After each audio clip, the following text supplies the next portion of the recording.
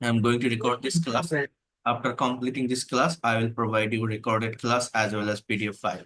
So in this class, I'm going to talk about practical use of passive voice firstly, then কিভাবে আমরা ইংলিশে conversation practice করতে পারি এবং রিডিং প্যাসেজ অ্যানালাইসিস করতে পারি, এই দুইটা বিষয় আমি দেখাবো।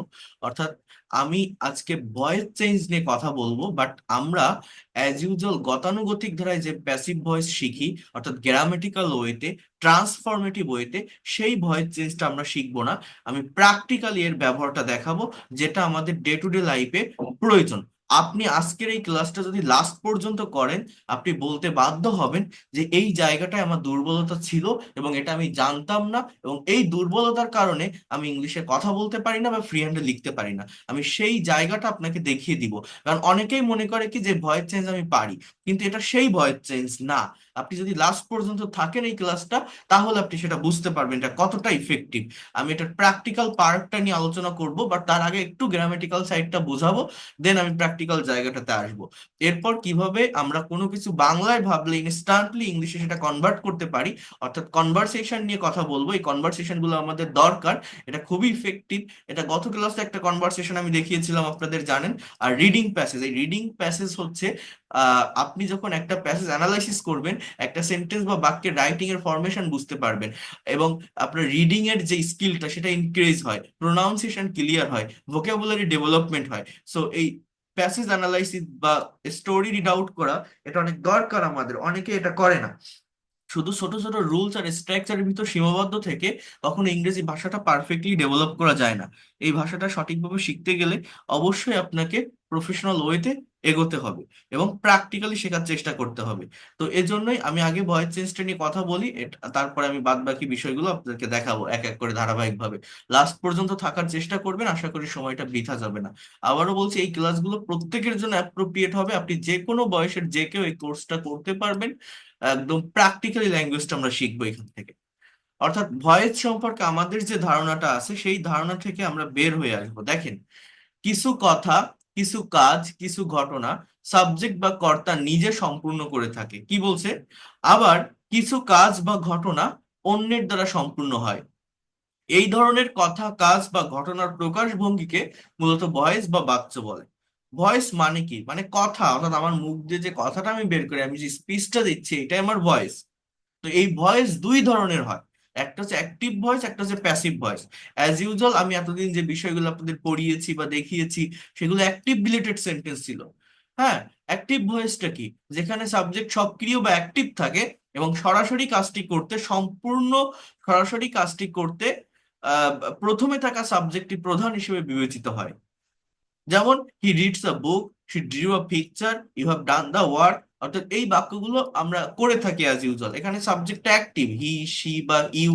কিন্তু দেখেন প্যাসিভ ভয়েসটা কি, সাবজেক্ট নিজে কাজ না করে নিষ্ক্রিয় বা ইনঅ্যাক্টিভ থেকে যদি ওই কাজটি অন্য কারো দ্বারা সম্পূর্ণ হয়, তাকে প্যাসিভ ভয়েস বলে। যেমন এইখানে কিছু বাক্য আছে যে a book is read by him, a picture was drawn by her, the work has been done by you. আমরা প্যাসিভ মূলত এইভাবে শিখি, by him, by her, by you. এই বাই এর ব্যবহার ছাড়া কিভাবে প্যাসিভ করা যায়, আমি আজকে আপনাদের সেটা দেখাবো। অর্থাৎ এই গ্রামাটিক্যাল ওয়েটা আমরা বাদ দিব। এখানে সাবজেক্ট হচ্ছে বুক, পিকচার, ওয়ার্ক, এগুলো ইনঅ্যাক্টিভ, নিষ্ক্রিয়। বিষয়টা কি আমি খুলে বলছি, এখানে অনেক গ্রামাটিক্যাল টার্মস আছে এবং আমরা এই ধরনের বিষয়গুলো শিখতে অভ্যস্ত, কিন্তু এইখান থেকে আমরা বের হয়ে আসবো। প্র্যাকটিক্যাল প্যাসিভের ব্যবহারটা কোথায়, সেইটা আমি আপনাদেরকে একটু বোঝাবো। দেখেন, এখানে আরো কত কিছু বলছে যে ভয়েস চেঞ্জিং এর ক্ষেত্রে দুইটি গুরুত্বপূর্ণ তথ্য। প্যাসিভ ভয়েসে টেন্স অনুসারে বি ভার্ব প্লাস মেইন ভার্বের পাস্ট পার্টিসিপল হবে। আর শুধুমাত্র ট্রানজিটিভ ভার্ব, অর্থাৎ যার ভার্ব প্লাস অবজেক্ট থাকে, অর্থাৎ যে বাক্যে অবজেক্ট থাকে তারই ভয়েস হয়ে থাকে। এছাড়া এখানে আরো কিছু নিয়ম আছে, অ্যাক্টিভের অবজেক্টকে সাবজেক্ট করতে হবে, টেন্স অনুসারে বি ভার্ব নিতে হবে। তো এই সমস্ত বিষয়গুলো কি স্কিপ করে আমি যদি একটু প্র্যাকটিক্যাল জায়গাটাতে আসি, সেইটা কেমন, আপনারা একটু এইখানে মনোযোগ দেওয়ার চেষ্টা করবেন। মনে করেন আমি একটা ব্ল্যাঙ্ক পেজে আসলাম, এবার আমি কয়েকটা বাক্য আপনাদেরকে আগে মুখে মুখে বলি, তাহলে আপনাদের এটা বুঝতে সুবিধা হবে। এই যে আমি এখন আপনাদের এই যে আমি এখন আপনাদের ক্লাস নিচ্ছি, এই ক্লাস নেওয়ার আগে আমি যখন আপনাদের নোটিশ দেই বা আমার পেইড কোর্সের স্টুডেন্টসদেরকে যখন আমি নোটিশ দেই, আমি যদি বলি যে আপনাদের আজকের ক্লাসটা আমি রাত 9টায় নিব, এটা ইংলিশে আমি কিভাবে বলছি, যে I will take your class, you can see, just minute, I will take your class at 9 p.m. আমি আপনাদের ক্লাস রাত 9টায় নিব। এই যে বাক্যটা লিখলাম, এটা কোন টেন্সে লিখলাম? এখানে টেন্সটা কি? যারা টেন্স চেনেন বা বোঝেন, এটা ফিউচার ইনডিফিনিট টেন্স, রাইট? কিন্তু এই কথাটাকে আমি যদি একটু ঘুরায় বলি, একটু রিভার্স করে বলি, অর্থাৎ আমি যদি আপনাদেরকে এখন বলি, মনে করেন আমি নোটিশ না দিয়ে, আমি আপনার টিচার, আমি নোটিশ না দিয়ে এই নোটিশটা আমার গ্রুপে আরো অ্যাডমিন আছে, অন্য কেউ নোটিশ দিল, যদি কেউ বলে যে আপনাদের আজকের ক্লাসটি রাত 9টায় অনুষ্ঠিত হবে, আমরা এরকম ভাবে কথা বলি না, আপনাদের আজকের ক্লাসটি রাত 9টায় নেওয়া হবে, তখন ইংলিশটা কি হবে? এখানে সাবজেক্ট কি জানেন? আপনাদের ক্লাস। অর্থাৎ আমি ক্লাস নিব, এখানে আমি অ্যাক্টিভ, কিন্তু ক্লাস কি অ্যাক্টিভ? ক্লাস কি নিজে নিজে শুরু হতে পারে? না, ক্লাস শব্দটা নিষ্ক্রিয়, কেউ একজন ক্লাস শুরু করলে ক্লাসটা হয়, ক্লাসের কোনো হাত পা নেই, বাট কে ক্লাস নিবে বা না নিবে তাকে মেনশন করা নেই, জাস্ট ক্লাসের উপর এখানে ফোকাস করা। কি বলছি? আপনাদের আজকের ক্লাসটি রাত রাত 9টায় নেওয়া হবে, তখন ইংলিশটা এরকম হচ্ছে যে your class will be taken at 9 p.m. Your class will be taken at 9 p.m. এই যে ক্লাস, এটা আমার সাবজেক্ট, এটা সাবজেক্ট থাকার কারণে আমার এই will be plus taken use করতে হয়েছে। এই যে উইল বি প্লাস টেকেন, এটা হচ্ছে ফিউচার ইনডিফিনিট টেন্সের প্যাসিভের স্ট্রাকচার, আর এই উইল টেক এটা অ্যাক্টিভের স্ট্রাকচার। এখন এই উইল বি টেকেনটা কেন হলো? এই সাবজেক্টটা হচ্ছে ইনঅ্যাক্টিভ, সাবজেক্ট হচ্ছে নিষ্ক্রিয়। এইটা কতটা প্র্যাকটিক্যাল জানেন? এই দেখেন, আমি এই যে আপনার ক্লাস নিচ্ছি, অনেকেই আছেন যারা আমাকে আগে কোনোদিন দেখেননি, চেনেন না, দেখতে আসছেন, তো কে ক্লাস নিবে এখানে আপনি তো জানেন না, আপনি হঠাৎ করে এখানে একটা হোয়াটসঅ্যাপ গ্রুপে জয়েন হয়েছেন, তাই না? এখন অনেকে ইনবক্সে মেসেজ করেন না, মনে করেন আমার ক্লাসের লিঙ্কটা দিতে দেরি হচ্ছে, আপনারা বলেন না যে এই গ্রুপে কি ইংরেজির ক্লাস হয়? ক্লাস কখন হবে? আজকে কি ক্লাস শুরু হবে? আজকের ক্লাস কি 9টার দিকে হবে? এই ধরনের কথা আপনারা বলেন না, যে এই গ্রুপে কি ইংরেজির ক্লাস হয়? আজকের ক্লাসটি কখন শুরু হবে? কেউ কি বলেন আপনি কখন ক্লাস নিবেন? আপনি তো বললেন না, কারণ আপনি কি জানেন কে ক্লাস নিবে আপনার? আপনার দরকার কি? ক্লাসটা করা, ইংরেজিটা শেখা, যে নেয় নিক, একজন নিলে হলো, আমার ল্যাঙ্গুয়েজটা শিখতে পারলে হচ্ছে। অর্থাৎ আপনার ফোকাসটা কি আমার উপর না ক্লাসের উপর? আপনারা লিঙ্ক দিতে একটু দেরি হলে ইনবক্সে মেসেজ করেন না যে আমাদের আজকের ক্লাস কখন শুরু হবে? এই যে একটা কথা বাংলায় বললাম, এটা আপনি ইংলিশে করে দেখেন তো, দেখবেন পারবেন না, প্রবলেম ফেস করবেন। এই কিছুদিন আগে আমি মুন্সিগঞ্জের একটা প্রতিষ্ঠানে ক্লাস নিতে গিয়েছিলাম, সেখানে এই প্রশ্নটা আমি ওদের ধরছিলাম, একসঙ্গে একটা মাঠে প্রায় 300 জনের মতো টিচার্স প্লাস স্টুডেন্টস ছিল, 50 জনের মতো টিচার্স ছিল, আর বাদ বাকি স্টুডেন্ট ছিল 250 জন। তা একজনও কথাটা ইংলিশে কনভার্ট করতে পারলো না, যে আমাদের আজকের ক্লাসটি কখন শুরু হবে। এই কথাটা বাংলায় আমরা হর হামেশা বলি, ইংলিশে আপনি বলেন তো, কি বলতে পারবেন? আমাদের আজকের ক্লাসটি কখন নেওয়া হবে, বা আমাদের আজকের ক্লাসটি কখন শুরু হবে, কখন নেওয়া হবে, কে বলতে পারেন? আর ইংলিশ কি? Anyone can say that? আমাদের আজকের ক্লাসটি কখন নেওয়া হবে, এই কথাটা আমি ইংলিশে কিভাবে বলবো? আপনি এই কথাটা কিন্তু মেসেজ করেন, করেন না? কি হবে এটা, কেউ বলতে পারেন? আনমিউট করে বলেন, কথা বলেন। Anyone can say that?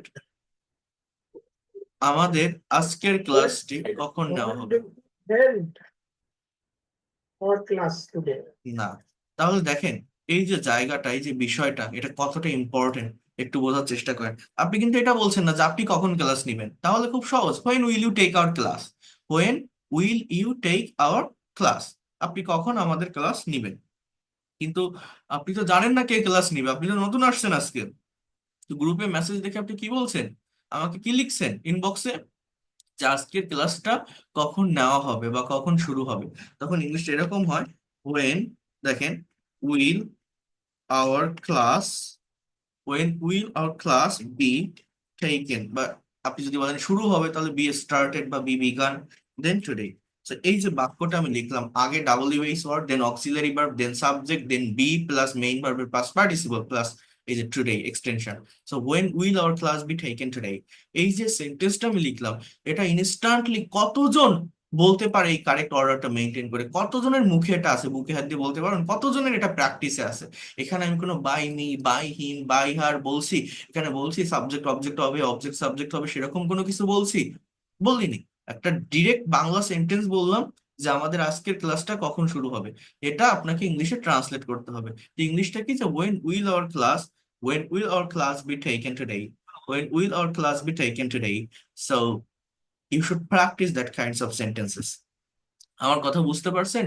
এই যে প্র্যাকটিসটা আমাদের থাকে না বলে আমরা ইংলিশে কথা বলতে পারি না, আমরা দুর্বল।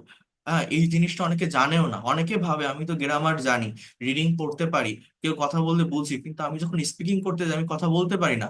এই কথা বলতে না পারার অনেক বড় একটা জায়গা দখল করে আছে এই প্যাসিভ ভয়েসের প্র্যাকটিক্যাল ব্যবহার না জানা। এই প্যাসিভ ভয়েস অনেক বড় একটা ব্যারিয়ার বা বাধা তৈরি করে, যেটার প্র্যাকটিস আমাদের নেই, আমাদের থাকে না, আমরা করি না। তাই আমরা ইংলিশে কথা বলতে পারি না, কারণ প্রচুর কথা ডে টু ডে লাইফে এই প্যাসিভ ভয়েস ইউজ করে, প্যাসিভ ভয়েস মেনটেন করে আমাদের বলতে হয়, এবং আমরা নিজেরাও জানি না আমরা এটাতে দুর্বল। কেন জানেন? আপনি যে কোনো একটা প্রতিষ্ঠানে ক্লাস করতে যান, প্রত্যেকটা টিচার এগুলো করায়, প্রত্যেকটা টিচার জানে যে প্যাসিভ একটা ইম্পর্টেন্ট টপিক, এটা করতে হয়, স্টুডেন্টরাও জানে, বাট আমরা প্যাসিভ করি কিভাবে? এইভাবে যে হি রাইটস আ লেটার, সে একটা চিঠি লেখে। এটা প্যাসিভ করো তো, ইংলিশ কি? এ প্যাসিভ কি? A letter is written by him, এই হচ্ছে আমার passive. I eat rice, I eat rice, passive কি? Rice is eaten by me. আমরা প্যাসিভ বলতে এরকম প্যাসিভ শিখি বা এরকম প্যাসিভ জানি, বাট এটা তো ট্রান্সফরমেশনের প্যাসিভ। এই প্যাসিভ আমাদের প্র্যাকটিক্যালি দরকার হয় না, প্র্যাকটিক্যাল প্যাসিভের ব্যবহারটা শিখতে হবে।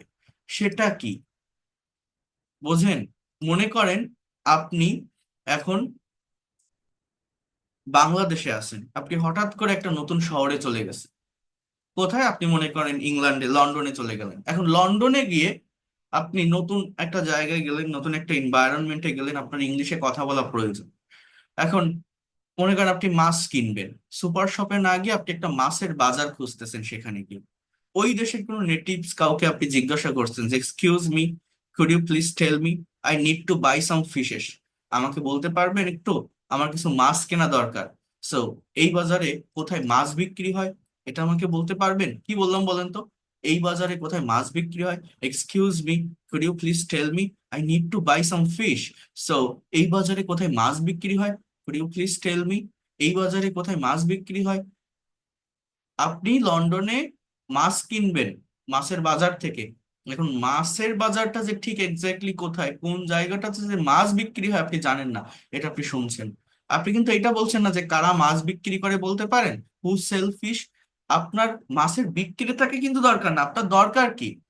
মাছটা দরকার, অবজেক্টটা দরকার। তো ওইটাকে যখন আপনি সাবজেক্ট রেখে কথাটা বলছেন যে এই বাজারে কোথায় মাছ বিক্রি হয়, মাছ কি নিজে নিজে বিক্রি হতে পারে? মাছের কি হাত পা আছে? না, তার মানে ওই মাছটা ইনঅ্যাক্টিভ। তাহলে এই কথাটা আমি ইংলিশে কিভাবে বলবো? এই বাজারে কোথায় মাছ বিক্রি হয়। তাহলে এই বাক্যটা আমি যখন ইংলিশে করছি, আমার এরকম লিখতে হচ্ছে যে where are fishes sold in this market? Where are fishes sold in this market? Where are fishes sold in this market? So এই যে ডাবল বেস ওয়ার্ড, দেন আর, এরপর সাবজেক্ট, এরপর সেলের পাস্ট পার্টিসিপল সোল্ড, এই যে বাক্যটা আমি লিখলাম, এটা ডিরেক্ট প্যাসিভ। এখানে কোনো by me, by him, by her কি আমি বসালাম? একটু ভেবে দেখেন তো, বসাইনি। তাহলে এই ধরনের কথা আমরা আমাদের ডে টু ডে লাইফে বাংলায় বলি না, ইংলিশে বলতে পারি? পারি না। কেন? কারণ এই প্যাসিভের প্র্যাকটিক্যাল ব্যবহার আমাদের জানা নেই। বুঝতে পারছেন? এখানে ফোকাসটা কোথায় এটা বুঝতে হবে, গুরুত্বটা বুঝতে হবে। আমি একটা আরেকটা বাক্য দিয়ে বলি, আমি একটু বোঝাই বলি, দেখেন। মনে করেন আমি এখন আমার অফিসে বসে আপনাদের ক্লাসটা কন্ডাক্ট করছি, ক্লাস নিচ্ছি। এখন আমার বাসায় আমার বেডরুমটা পরিষ্কার করা দরকার। আমার বাসায় একটা কাজের মেয়ে আছে, তার নাম রহিমা। এখন আমি আমার আম্মুকে কল করলাম, আমি আমার আম্মুকে এরকম ফোনে কল করলাম, করে বললাম যে আহ রহিমা কি ঘরটা পরিষ্কার করেছে? আমার যে রুমটা পরিষ্কার করা দরকার, আমার কাজের মেয়ে আছে, তার নাম রহিমা। তো মাকে ফোন করে আমি সেটা বললাম যে রহিমা কি ঘরটা পরিষ্কার করেছে। এখন এটা ইংলিশে কি হবে এই বাক্যটা? দেখেন, প্র্যাকটিক্যাল বুঝতে হয়, ল্যাঙ্গুয়েজ শিখছেন, প্র্যাকটিক্যাল লাইফের সঙ্গে অ্যাডাপ্ট করতে না পারলে কখনো ছোট ছোট রুলস শিখে ভাষা শেখা যায় না। হ্যাঁ, তা সেন্টেন্সটা এরকম যে হ্যাজ রহিমা, এটা প্রেজেন্ট পারফেক্ট টেন্সে হয়। Has Rahima, CLEANED, clean the room, Rahima কি ঘরটা পরিষ্কার করেছে? Has Rahima clean the room, has Rahima clean the room. এখন ওই পাশ থেকে যদি আমার মা উত্তর দেয় যে হ্যাঁ রহিমা ঘরটা পরিষ্কার করেছে, তাহলে কি হবে? Rahima has clean the room, Rahima ঘরটা পরিষ্কার করেছে, Rahima has clean the room. এই যে দুটো বাক্য লিখলাম, এই দুটো বাক্য কিন্তু প্রেজেন্ট পারফেক্ট টেন্সে লিখছি, এবং দুটো অ্যাক্টিভ, একটা কোশ্চেন আর একটা অ্যাফার্মেটিভ। এগুলো কিন্তু প্যাসিভ না। কেন? কারণ এখানে সাবজেক্ট কে? রহিমা। অর্থাৎ সাবজেক্ট কাজ করতে পারে, অ্যাক্টিভ। কিন্তু আমি যে বাসায় ফোনটা করলাম আমার মায়ের কাছে, এই ফোনটা আমি কেন করলাম, আমি গুরুত্বটা কাকে দিছি? আমি কি রহিমার খোঁজ নেওয়ার জন্য ফোন করছি, নাকি আমার ঘরটা পরিষ্কার হলো কিনা সেইটা জানার জন্য ফোন দিছি? আমার এখানে এই রহিমা আর ঘর, এই দুইটা বিষয়ের ভিতর আমার প্রায়োরিটিটা কার উপর, আমি গুরুত্বটা কাকে দিচ্ছি? গুরুত্বটা কিন্তু আমার ঘরকে দিচ্ছি, রহিমাকে না। তাহলে এই ঘরকে অবজেক্টে না রেখে আমি যদি সাবজেক্টের স্থানে নিয়ে আসি, অর্থাৎ আমার ঘরটা পরিষ্কার করা দরকার, কে করলো না করলো সেটা আমার দরকার না, একজন করলে হলো। সেটা আমার কাজের মেয়েও করতে পারে, আমার মাও করতে পারে, আমার ভাইও করতে পারে, আমার বোনও করতে পারে, একজন করুক। তো আমি যদি আমার মাকে আবার ফোন করে বলি যে আম্মু, ঘরটা কি পরিষ্কার করা হয়েছে? আমার ঘরটা তো পরিষ্কার করা দরকার ছিল, তো ঘরটা কি পরিষ্কার করা হয়েছে? এই যে ঘরকে যখন আমি শুরুতে নিয়ে আসলাম, ঘরের কি হাত পা আছে নিজে নিজে পরিষ্কার হতে পারে? না, ওটা ইনঅ্যাক্টিভ। তো যখন ওই ধরনের ইনঅ্যাক্টিভ সাবজেক্ট আমার শুরুতে আসতেছে, তখনই প্যাসিভের একটা স্ট্রাকচার হচ্ছে। অর্থাৎ কি বললাম, ঘরটা কি পরিষ্কার করা হয়েছে ইংলিশ কেমন জানেন? Has the room been clean? Has the room been clean? আমার মা যদি উত্তর দেয় যে হ্যাঁ, ঘরটা পরিষ্কার করা হয়েছে, তাহলে কি হবে? The room the room has been clean. তাহলে এই হচ্ছে মূলত প্রেজেন্ট পারফেক্ট টেন্সের প্যাসিভের স্ট্রাকচার। মানে অ্যাক্টিভ হচ্ছে হ্যাভ বা হ্যাজ প্লাস ভি থ্রি, আর প্যাসিভ হচ্ছে হ্যাভ বা has been plus V three. এটা কখন হয়? যখন সাবজেক্ট ইনঅ্যাক্টিভ থাকে, নিষ্ক্রিয় থাকে, সাবজেক্ট কাজ করতে পারে না। সো এগুলো হচ্ছে ডিরেক্ট প্যাসিভের ব্যবহার। এটা জানতে হয়। আপনি শহরে থাকেন, হঠাৎ করে ঈদের ছুটিতে, রোজার ছুটিতে আপনি গ্রামে আসলেন। গ্রামে আসার পর আপনি দেখছেন যে আপনাদের গ্রামে একটা নতুন মসজিদ তৈরি করা হয়েছে। কথাটা বোঝেন? আপনার গ্রামে একটা নতুন মসজিদ তৈরি হয়েছে, আপনি শহরে থাকেন, পড়াশোনা করেন বা জব করেন, যাই করেন না কেন। এখন আপনার এক ফ্রেন্ডের সঙ্গে আপনি নামাজ পড়তে গেলেন, গিয়ে আপনার ফ্রেন্ডকে জিজ্ঞাসা করছেন, বাহ, it's a very beautiful moss in our village. So এই মসজিদটা কবে তৈরি করা হয়েছে? আপনার বন্ধুকে আপনি বলছেন যে বন্ধু, এই মসজিদটা কবে তৈরি করা হয়েছে? আপনি কি এটা বলেন এই মসজিদ কে তৈরি করেছে, কারা তৈরি করেছে? না, আপনি দেখছেন মসজিদটা। আপনার গুরুত্বটা এখানে কার উপর, ফোকাসটা কার উপর? মসজিদের উপর। কার সম্পর্কে জানতে চাচ্ছেন?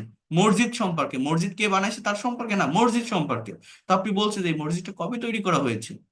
খুব সুন্দর একটা মসজিদ হয়েছে তো আমাদের গ্রামে, এটা কবে তৈরি করা হয়েছে? তাহলে এই যে মসজিদ কি নিজে নিজে তৈরি হতে পারে? মসজিদের কি হাত পা আছে? না। তাহলে মসজিদকে যখন আমি সাবজেক্টে ধরে কথাটা বলবো, তখন ওটা হচ্ছে প্যাসিভ। তো এই যে কথাটা বললাম, আমি যদি বলি এই মসজিদটা কবে তৈরি করা হয়েছে, আপনারা যে কোনো একজন ইংলিশে বলেন তো এটা কি হতে পারে? বলতে পারবেন ইংলিশ? এই মসজিদটা কবে তৈরি করা হয়েছে, এই কথাটা আমি ইংলিশে বলবো, বলেন। আপনি জিজ্ঞাসা করছেন একজনকে একটা নতুন জায়গায় গিয়ে। When has the most when has the most been দেখছেন? তাহলে সমস্যাটা কোথায়? আমরা এটার প্র্যাকটিক্যাল প্র্যাকটিসটা পারি না, ব্যবহারটা জানি না। So when has the mosque been, then B U I L T, build, এই হচ্ছে আমার প্রেজেন্ট পারফেক্ট টেন্সে। আমি যদি বলি এই মসজিদটা কবে তৈরি করা হয়েছিল, কথাটা পাস্ট ইনডিফিনিট টেন্সে বলা যায়। হয়েছিল যদি থাকে পাস্ট ইনডিফিনিটে লেখা যায়, তখন এরকম হয় যে ওয়েন ওয়াজ, ডিড না, কেবল একজন ডিড বলবো। ডিড প্যাসিভের স্ট্রাকচারে যায় না, ডিড অ্যাক্টিভের স্ট্রাকচারে থাকে। So when was the, MOSQUE, mosque build, এই মসজিদটা কবে তৈরি করা হয়েছিল, মানে আমি যখন বলছি when has the mosque been build, এর মানে এই মসজিদটা কবে তৈরি করা হয়েছে। আর when was the mosque build, এই মসজিদটা কবে তৈরি করা হয়েছিল। একটা প্রেজেন্ট পারফেক্টে লিখছি, একটা পাস্ট ইনডিফিনিট লিখছি। তো এই যে স্ট্রাকচার গুলো, এই যে বাক্যগুলো আমি লিখলাম, এটা আমি ইনস্ট্যান্টলি লিখলাম, বাট এই ধরনের কথাগুলো আমরা কিন্তু বাংলায় আমাদের বিভিন্ন কনভারসেশনে, বিভিন্ন কথোপকথন, বিভিন্ন জায়গায় হরহামেশা বলি, কিন্তু ইংলিশে বলতে পারি না। কেন? এই প্যাসিভের প্র্যাকটিক্যাল প্র্যাকটিসটা না থাকার কারণে, চর্চাটা না থাকার কারণে, এবং আমরা নিজেরাও বুঝি না যে এই জায়গাটা সম্পর্কে আমার ধারণা নেই। এই জন্য আমরা বলি যে আমি তো এইটা পারি ওইটা পারি, কিন্তু ইংরেজিতে কথা বলতে পারি না। কেন পারি না? অনেক কথা আপনি ডে টু ডে লাইফে এই প্যাসিভ ব্যবহার করে বলেন, যেটা আপনি নিজেও জানেন না এবং তার স্ট্রাকচারও জানেন না, তার প্র্যাকটিসও আপনার নেই। এই জন্য আপনি ইংলিশে কথা বলতে পারেন না। এই প্যাসিভ ভয়েস না পারাটা ইংলিশে কথা না বলতে পারার বড় একটা কারণ, বড় একটা ব্যারিয়ার বা বাধা হিসাবে দাঁড়ায়। এটা আমরা জানিও না, কারণ আমরা মনে করি আমি প্যাসিভ পারি। কেমন ওই যে বললাম না, I eat rice, rice is eaten by me, ওই ধরনের প্যাসিভ পারি আমরা। কিন্তু এই যে প্র্যাকটিক্যাল জায়গাটা কতজন জানে? কেউ কি আমার কথাটা বুঝতে পেরেছেন আমি কি বললাম? এই টপিকটা সম্পর্কে Yes. আমাদের ভালো একটা কনসেপ্ট রাখতে হবে, ঠিক আছে? যদি আপনি হ্যাঁ, বুঝতে ইংলিশে পেরেছি। এক্সপার্ট হতে চান, ইংলিশে ফ্লুয়েন্ট হতে চান, ইংলিশে প্রফেশনাল হতে চান, আমরা কেউ এই জায়গাটায় আসি না, এই জায়গাটায় হাত দেই না।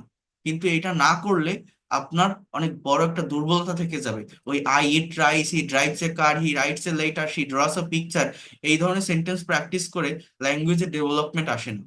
প্যাসিভের প্র্যাকটিক্যাল ব্যবহার জানতে হবে যদি আপনি অ্যাডভান্স লেভেলে পৌঁছাতে চান। এই হচ্ছে মেইন কথা। আজকে ক্লাস নিচ্ছি, কালকে থাকবো না, বাট এটা আপনার মনে পড়বে। এইভাবে আপনি কখনো ক্লাস পাবেন না। আমি যাদেরকে পড়াই, ল্যাঙ্গুয়েজের অরিজিনটা সম্পর্কে বর্ণনা করি, এবং এই ভাষার ভিতরে কি আছে, কেন পারি না, কোন জায়গায় আমাদের বাধা, আমি এইটা নিয়েই সবসময় আলোচনা করি। আমি ওই ছোট ছোট রুলস আর স্ট্রাকচার দেখিয়ে কাউকে মনোরঞ্জন করি না, যে এটা প্লাস এটা এরকম হয়। এই যে হাজারো সেন্টেন্স করতে পারবেন, আপনি 2 দিনে শিখে যাবেন, 7 দিনে শিখে যাবেন, এসব আমার ভিতরে আসে না। আপনারা যারা এর আগেও আমার ক্লাস করেছেন বা করেন জানেন, আমি যা পড়াই ইন ডিটেলসে পড়াই, কারণ আমি সেভাবেই পড়াই যাতে করে আপনি নিজেই ইংলিশে মাস্টার্স হতে পারেন, এই ল্যাঙ্গুয়েজটাকে আপনি আপনার অ্যাসেট বা সম্পদ হিসাবে নিতে পারেন, আপনার নেক্সট জেনারেশনকে আপনি শেখাতে পারেন। এই ভাষাটা আমি আর্মি অফিসার্স, পুলিশ অফিসারদেরকে ট্রেনিং দিয়ে থাকি যারা ইউনাইটেড নেশনে যায়। এছাড়া বিভিন্ন প্রতিষ্ঠান, ইনস্টিটিউশনে আমি ইংলিশ অলিম্পিয়াডে আমি টিচার্স হিসেবে টিচার্সদেরকে ট্রেনিং দিয়ে থাকি, বিভিন্ন প্রতিষ্ঠানে স্টুডেন্টসদেরকে ট্রেনিং দিয়ে থাকি। সো এই যে জায়গাটা, এই যে অনলাইন আমার এই ফ্রি টাইম বা এই যে টাইম যে ক্লাসগুলো আমি কন্ডাক্ট করি বা কন্ডাক্ট করছি বা নিচ্ছি, এখানে শুধুমাত্র এতটুকু বোঝানোর জন্য আমাদের দেশে অনেক বড় বড় প্রতিষ্ঠান আছে, আমি কোনো নাম বলবো না, সেসব জায়গায় দেখবেন প্যাকেজ চালু করে, এত দিনের কোর্স, এত ঘন্টা, এত মিনিট, এর ভিতরে আপনি ইংলিশ এক্সপার্ট হয়ে যাবেন। ওই 5 মিনিট, 10 মিনিট, 15 মিনিট ছোট ছোট কন্টেন্ট দিয়ে মনোরঞ্জন করা ছাড়া কিছু হয় না। কিন্তু প্র্যাকটিক্যালি ল্যাঙ্গুয়েজটা শিখতে গেলে এই এর প্র্যাকটিক্যাল প্র্যাকটিসটা আপনার দরকার, যেটা আমি করিয়ে থাকি। ল্যাঙ্গুয়েজটাকে নিজের ব্রেইনে ইনভলভ করতে হবে। আমার প্রিভিয়াস ফ্রি ক্লাসগুলো যারা করেননি, পারলে করে দেখবেন, বুঝতে পারবেন। আপনি যে কোনো একটা পেইড কোর্স করে আসবেন আর আমার এই ফ্রি ক্লাসগুলো করে যাবেন। যদি আপনি ইমপ্রুভমেন্ট না পান, বেটার কিছু না পান, তখন আপনি বলবেন। কারণ আমি একদম অরিজিন থেকে ভাষাটা বোঝানোর চেষ্টা করি, যাতে করে এই ভাষাটা শিখে আপনি আপনার অ্যাসেট বা সম্পদ হিসাবে নিতে পারেন, নেক্সট জেনারেশনকে আপনি শেখাতে পারেন। অতিরঞ্জিত কোনো কথা আমি কাউকে বলি না যে আপনি এইভাবে পেরে যাবেন, আমি গ্যারান্টি দিচ্ছি, এই করছি এই করছি না। এটা আপনার উপর ডিপেন্ড করবে। আমি আমার জায়গা থেকে সর্বোচ্চটা করি। আপনি প্র্যাকটিস করলে পারবেন, আপনি রেগুলার ক্লাস করলে পারবেন, কিন্তু শেখানোর যে ওয়েটা, আমার যে শেখানোর স্ট্র্যাটেজি, আমি গ্রামার যে দেখাই না তা না, স্পোকেন রুলসও দেখাই, বাট সেগুলোকে প্র্যাকটিক্যালি কিভাবে অ্যাপ্লাই করতে হয়, প্র্যাকটিক্যাল লাইফের সঙ্গে কিভাবে কম্পেয়ার করতে হয়, এইটা কিন্তু আমি প্রত্যেকটা ক্লাসেই করে থাকি। ইভেন যারা ফ্রি ক্লাস করছেন তারাও এটা বুঝবেন। তাহলে অ্যাক্টিভের সঙ্গে প্যাসিভের স্ট্রাকচার গুলোর পার্থক্য কি, আমরা যদি সেইটা একটু এখন দেখি, তারপরে আমি আমাদের মেইন সেন্টেন্স গুলো দেখাবো। জাস্ট একটু টাইম দেন আমাকে, দেখি এটা এখানে আছে কিনা। এই যে আছে, দেখেন। যারা টেন্স বোঝেন তারা প্যাসিভটা ভালোভাবে বুঝবেন। ইংলিশ ল্যাঙ্গুয়েজে একটার সাথে আরেকটা টপিক কানেক্টেড বা রিলেটেড থাকে, এই জন্য আমি একটা কথা বারবার বলি, যদি আপনি এই ভাষাটা সত্যিকার অর্থে শিখতে চান বা ডেভেলপ করতে চান, নিজের অ্যাসেট বা সম্পদ হিসাবে নিতে চান, অলওয়েজ চেষ্টা করবেন আপনারা ধারাবাহিকতা বা correct sequence, correct order maintain করে পড়ার। আদারওয়াইজ বিভিন্ন জায়গা থেকে ক্লাস করতে থাকলে আপনি নিজেকে প্রশ্ন করে দেখবেন, আপনি শিখবেন, শিখতে পারবেন, বাট দিনের পর দিন, মাসের পর মাস, বছরের পর বছর যেতে থাকবে, আপনাকেও শিখে যেতে হবে, ওই শেখাটা আপনি শেষ নামাতে পারবেন না। কারণ এই ল্যাঙ্গুয়েজ একটা চেইন অফ কমান্ড মেনটেন করে। ভাষা শিখতে গেলে আগে বুঝতে হবে আমি কোন জায়গা থেকে শুরু করব, কোথায় শেষ করব, এই ল্যাঙ্গুয়েজটা কোন টপিকের সাথে কোন টপিক কানেক্টেড বা রিলেটেড, কোনটার পর কোনটা পড়লে আমি দ্রুত ডেভেলপ করতে পারবো। যেমন এই যে জায়গাটা, যারা টেন্স বোঝে তাদের এটা বুঝতে সুবিধা হয়, যারা টেন্স বোঝে না তাদের এটা বুঝতে কষ্ট হয়। যেমন subject plus verb, one plus object, এটা কি? এটা প্রেজেন্ট ইনডিফিনিট টেন্সের একটা স্ট্রাকচার। আই প্লে ফুটবল, আমি ফুটবল খেলি। সাবজেক্ট আই, প্লেটা হচ্ছে ভার্বের প্রেজেন্ট ফর্ম বা V1 বা বেস ফর্ম এটাকে বলে। ইংলিশে কথার পরিবর্তন, সময়ের পরিবর্তন, কালের পরিবর্তন কিভাবে হয়? এই ভার্বের ফর্মের পরিবর্তনের মাধ্যমে। Subject plus verb, two plus object, I played football, আমি ফুটবল খেলেছিলাম, এটা পাস্ট ইনডিফিনিট টেন্সের একটা স্ট্রাকচার। Subject plus will plus verb one plus object. I will play football, এটা ফিউচার ইনডিফিনিট টেন্সের একটা স্ট্রাকচার। তাহলে আই প্লে ফুটবল, আমি ফুটবল খেলি। আই প্লেড ফুটবল, আমি ফুটবল খেলেছিলাম। আই উইল প্লে ফুটবল, আমি ফুটবল খেলবো। এই প্রত্যেকটা বাক্যে সাবজেক্ট কিন্তু অ্যাক্টিভ, আমি, সাবজেক্ট কাজ করছে। এই প্রত্যেকটা বাক্যের প্যাসিভের যে স্ট্রাকচার সেটা কি দেখেন, প্রেজেন্ট ইনডিফিনিট টেন্সের প্যাসিভের স্ট্রাকচার হচ্ছে subject plus am is are plus ভার্বের থার্ড পার্ট, মানে past participle form B three, এটাকে পাস্ট পার্টিসিপল ফর্ম বলে, প্লাস অবজেক্ট। মানে এই পাস্ট পার্টিসিপল মানে এগুলো হচ্ছে অ্যাক্টিভে পারফেক্ট টেন্স গুলোতে ব্যবহার হয়, present perfect, past perfect, future perfect. কিন্তু প্যাসিভের ক্ষেত্রে সমস্ত স্ট্রাকচারেই মেইন ভার্বের পাস্ট পার্টিসিপল বা ভি থ্রি ফর্ম থাকে। সেটা কোনো ইনডিফিনিট হোক, কন্টিনিউয়াস হোক, পারফেক্ট বা পারফেক্ট কন্টিনিউয়াস, যে টেন্সই হোক না কেন। তাহলে সাবজেক্টের পরে অ্যাম ইজ আর, অ্যাম ইজ আর আমরা মূলত কোথায় বসাই?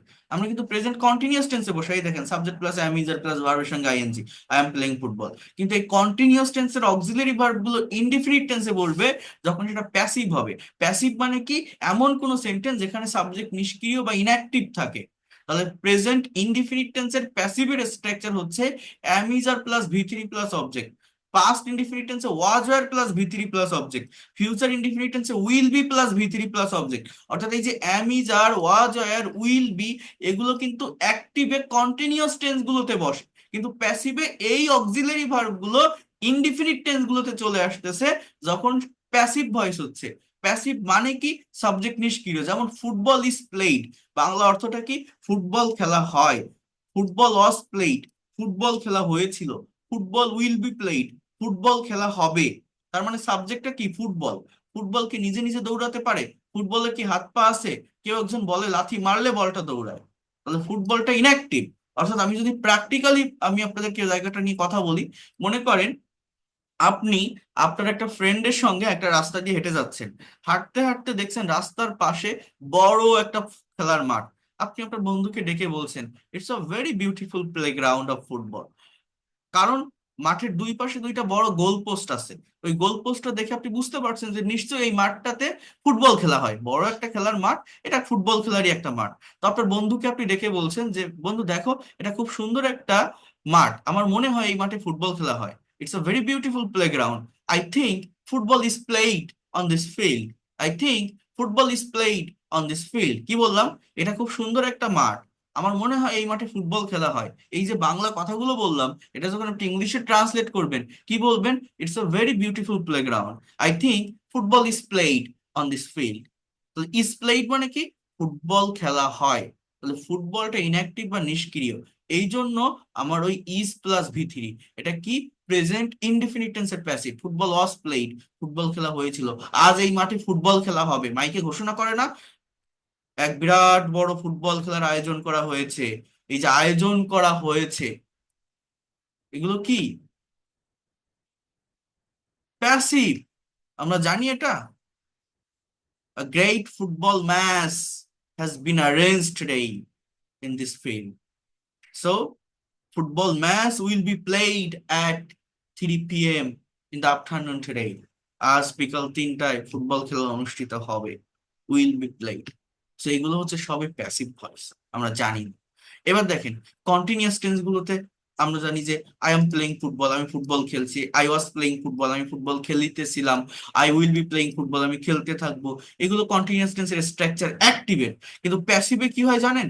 আমাদের ওই am is are, was were বা উইল বি এর সঙ্গে একটা এক্সট্রা ওয়ার্ড যুক্ত হয়, সেটা হচ্ছে বিং। আর মেইন ভার্বের পাস্ট পার্টিসিপল থাকে। অর্থাৎ am is are being plus V three, football is being played, মানে ফুটবল খেলা হচ্ছে। Was were being plus V three, football was being played, football খেলা হচ্ছিল। Will be being plus V three, football will be being played, football খেলা হতে থাকবে। তাহলে তিনটা ইনডিফিনিট টেন্সের প্যাসিভ কি? Am is are plus V three present indefinite টেন্সের passive, was are plus V three past indefinite, will be plus V three future indefinite. আর am is are being plus V three present continuous, was are being plus V three past continuous, will be being plus V three future continuous. এই structure গুলো কখন লিখবো? কখন হয়?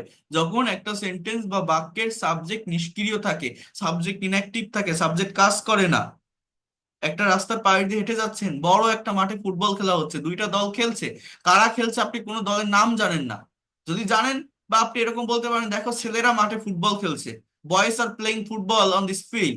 কিন্তু আপনি যদি এইভাবে একটা কথা বলেন যে বন্ধু দেখো খুব সুন্দর একটা ফুটবল ম্যাচ হচ্ছে, a very beautiful football match is being is being played, মানে খেলাটা হচ্ছে। সো এই যে am is are being plus B three, এটা হচ্ছে কন্টিনিউয়াস টেন্সের প্যাসিভ। আর পারফেক্ট টেন্স গুলোতে হ্যাভ হ্যাজ বিন, এই দেখেন আই হ্যাভ প্লেড ফুটবল, আমি ফুটবল খেলেছি, have has plus V three. Present পারফেক্টের অ্যাক্টিভের structure have has been plus V three, এটা হচ্ছে প্রেজেন্ট পারফেক্টের প্যাসিভের structure, football has been played, football খেলা হয়েছে। দেখছেন? তাহলে দেখেন এই যে একটা বাক্য, বিড়ালটিকে হত্যা করা হয়েছিল, দ্য ক্যাট ওয়াজ কিল্ড, যেটা এটা past indefinite was are plus V three. আমি কিছু প্র্যাকটিক্যাল বাক্য আপনাদের এই জায়গাটা থেকে দেখাই, তাহলে আপনাদের এটা বুঝতে সুবিধা হবে। এইখানে একটু মনোযোগ দেন। এগুলো আর দেখাবো না, আমি আপনাদের আপনাদের পাঠিয়ে দিব। এখানে অনেক সেন্টেন্স আছে, এই যে বাক্যগুলো একটু দেখেন।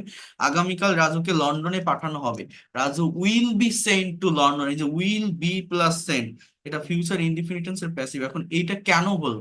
এখানে সাবজেক্ট হচ্ছে রাজু, বাট রাজু কিন্তু কোনো কাজ করে না, রাজু কিন্তু ইনঅ্যাক্টিভ।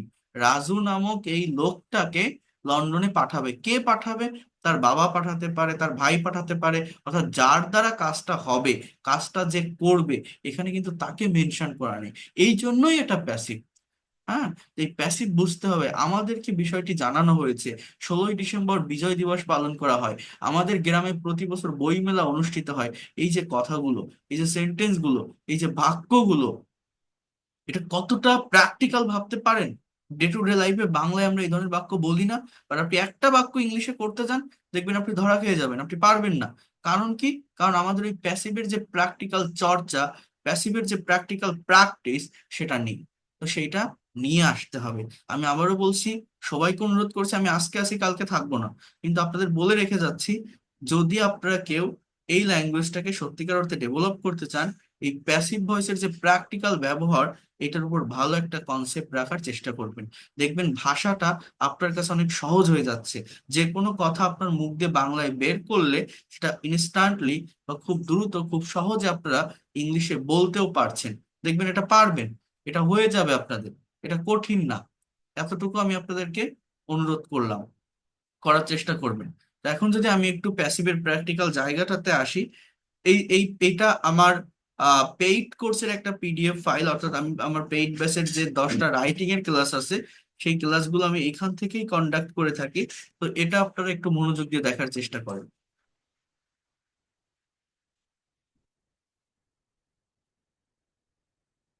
যারা ইংলিশে সেন্টেন্স ট্রান্সলেশনে প্রবলেম ফেস করেন, এই ক্লাসটা দেখলে তাদের এই ট্রান্সলেশনের এই প্রবলেমটাও দূর হয়ে যাবে। দেখেন, ফ্রি হ্যান্ড রাইটিং এ প্যাসিভ সেন্টেন্সের ভূমিকা অত্যন্ত গুরুত্বপূর্ণ।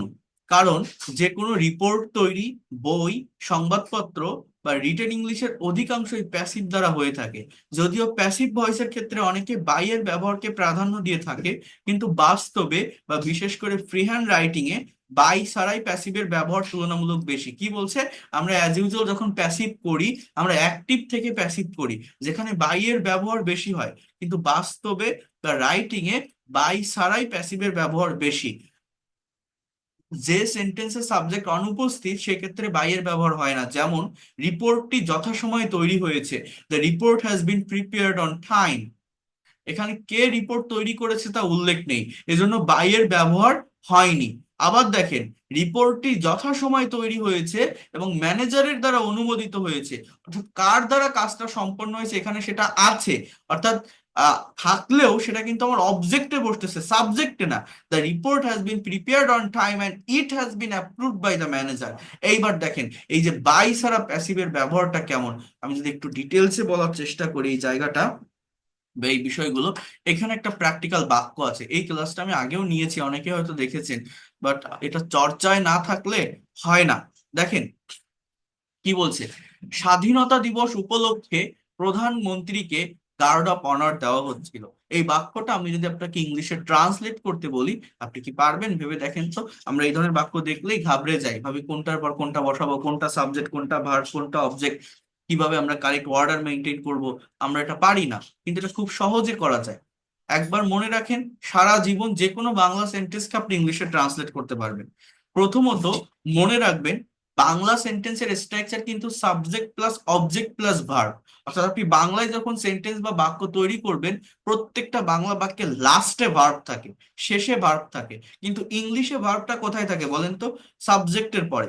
এই বাক্যে এই যে দেওয়া হচ্ছিল যে কথাটা, এইটা কিন্তু মূলত ভার্ব। প্রত্যেকটা বাংলা বাক্যে লাস্টে ভার্ব থাকে। এই দেওয়া হচ্ছিল কথাটা ভার্ব। এখন এই দেওয়া হচ্ছিল, এটা কোন টেন্স? বাংলা দেখে আমরা টেন্স ধরতে পারি কিনা, টেন্স আইডেন্টিফাই করতে না পারলে কিন্তু আবার হবে না।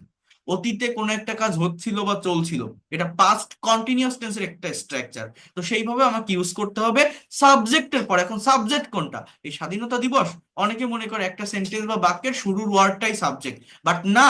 মনে রাখবেন, এই প্যাসিভ রিলেটেড বাক্যে কিন্তু এই শুরুর ওয়ার্ডই সাবজেক্ট হয় না। আমার এই ধরনের বাক্যগুলোর সাবজেক্ট বের করার জন্য ভার্বকে কোশ্চেন করতে হয় হোয়াট অ্যান্ড হুম দিয়ে। একটা সেন্টেন্স বা বাক্যের ভার্বকে যদি হোয়াট এবং হুম দিয়ে কোশ্চেন করেন, তাহলে অবজেক্ট পাওয়া যায়। ইংলিশ ল্যাঙ্গুয়েজে এই অবজেক্ট দুই প্রকার। একটা হচ্ছে ডাইরেক্ট বা বস্তুবাচক অবজেক্ট, একটা ইনডাইরেক্ট বা ব্যক্তিবাচক অবজেক্ট। ভার্বকে হোয়াট দ্বারা প্রশ্ন করলে ডাইরেক্ট বা বস্তুবাচক অবজেক্ট পাওয়া যায়, হুম দ্বারা প্রশ্ন করলে ইনডাইরেক্ট বা ব্যক্তিবাচক অবজেক্ট পাওয়া যায়। আর এই প্যাসিভ রিলেটেড বাক্যগুলোতে অবজেক্টটাই মূলত সাবজেক্ট। যেমন দেওয়া হচ্ছিল, এটাকে আপনি প্রশ্ন করেন কি দেওয়া হচ্ছিল? Guard of honour. তাহলে এটা হচ্ছে আমার বস্তুবাচক অবজেক্ট। কাকে দেওয়া হচ্ছিল? হুম। হুম, প্রধানমন্ত্রীকে। এটা ব্যক্তিবাচক অবজেক্ট, ইনডাইরেক্ট অবজেক্ট। একটা বাক্যে একটা অবজেক্টও থাকতে পারে, আবার দুটো অবজেক্টও থাকতে পারে। তো যদি দুটো থাকে, অর্থাৎ ব্যক্তি এবং বস্তু দুটো থাকে, মনে রাখবেন বস্তুর থেকে ব্যক্তিকে প্রাধান্য দিতে হয়। কি বললাম? এই কথাগুলো খুবই ইম্পর্টেন্ট। বস্তুর থেকে ব্যক্তিকে প্রাধান্য দিতে হয়। অর্থাৎ এই বাক্যের সাবজেক্টটা হচ্ছে দ্য প্রাইম মিনিস্টার। সাবজেক্ট কিন্তু এই স্বাধীনতা দিবস না। মনে রাখেন, দা প্রাইম মিনিস্টার, এটা হচ্ছে আমার সাবজেক্ট। এবার আমি ভার্ব নিব। প্রত্যেকটা বাংলা বাক্যে ভার্ব লাস্টে থাকে, ইংলিশে ভার্ব সাবজেক্টের পরে থাকে। এই দেওয়া হচ্ছিল কথাটাকে আমি এবার এখানে কনভার্ট করব, এবং সেটা টেন্স ধরে করতে হবে কিন্তু। তাহলে এটা পাস্ট কন্টিনিউয়াস। তাহলে পাস্ট কন্টিনিউয়াস এর প্যাসিভের স্ট্রাকচার কি? ওয়াজ, ওয়্যার, বিং প্লাস ভি3। তাহলে the prime minister was being. Give মানে দেওয়া, এর পাস্ট পার্টিসিপল গিভেন। এই হচ্ছে আমার ভার্ব। এই যে সাবজেক্ট আর ভার্বটা আমি লিখলাম না ইংলিশে, এই দুইটা জায়গা যদি কেউ ঠিক রাখতে পারে, অর্থাৎ সাবজেক্ট এবং টেন্স ধরে সঠিকভাবে টেন্সটা আইডেন্টিফাই করে সেই ফর্ম অনুযায়ী ভার্বটাকে যদি কেউ ইংলিশে বসাতে পারে, এই এক্সটেনশনের যে পার্টটা, অর্থাৎ বাকি যে অংশটা আছে, সেখানে কোনো ভুল হলেও ওইটা মেজর কোনো মিস্টেক হয় না। ভার্ব সঠিকভাবে বসাতে পারলে সেন্টেন্স অলরেডি তার একটা অর্থ, একটা মিনিং দিয়ে দেয়। বাট এই ভার্বের জায়গাটা যদি কেউ ভুল করে, তার সম্পূর্ণ বাক্যটাই ভুল হয়ে যায়। এই জন্য সবসময় এইটার উপর ভালোভাবে ফোকাস রাখবেন। তো the prime minister was being given, এই সাবজেক্ট আর ভার্ব বসানোর পর মনে রাখবেন, যখন কোনো বাংলা বাক্যকে ইংলিশে আপনি ট্রান্সলেট করবেন, লাস্টের দিক থেকে করতে করতে ফার্স্টের দিকে আসবেন। সাবজেক্ট এবং ভার্ব ইউজ করার পর লাস্ট থেকে ফার্স্টের দিকে আসবেন। The prime minister was being given, then guard of honour. এবার কি? স্বাধীনতা দিবস উপলক্ষে। এটা এইভাবে বলতে পারেন, on the occasion of independent day. Total বাক্যটা আমি কি লিখলাম? The prime minister was being given guard of honours on the occasion of independent day. তো এই হচ্ছে আমার টোটাল বাক্য।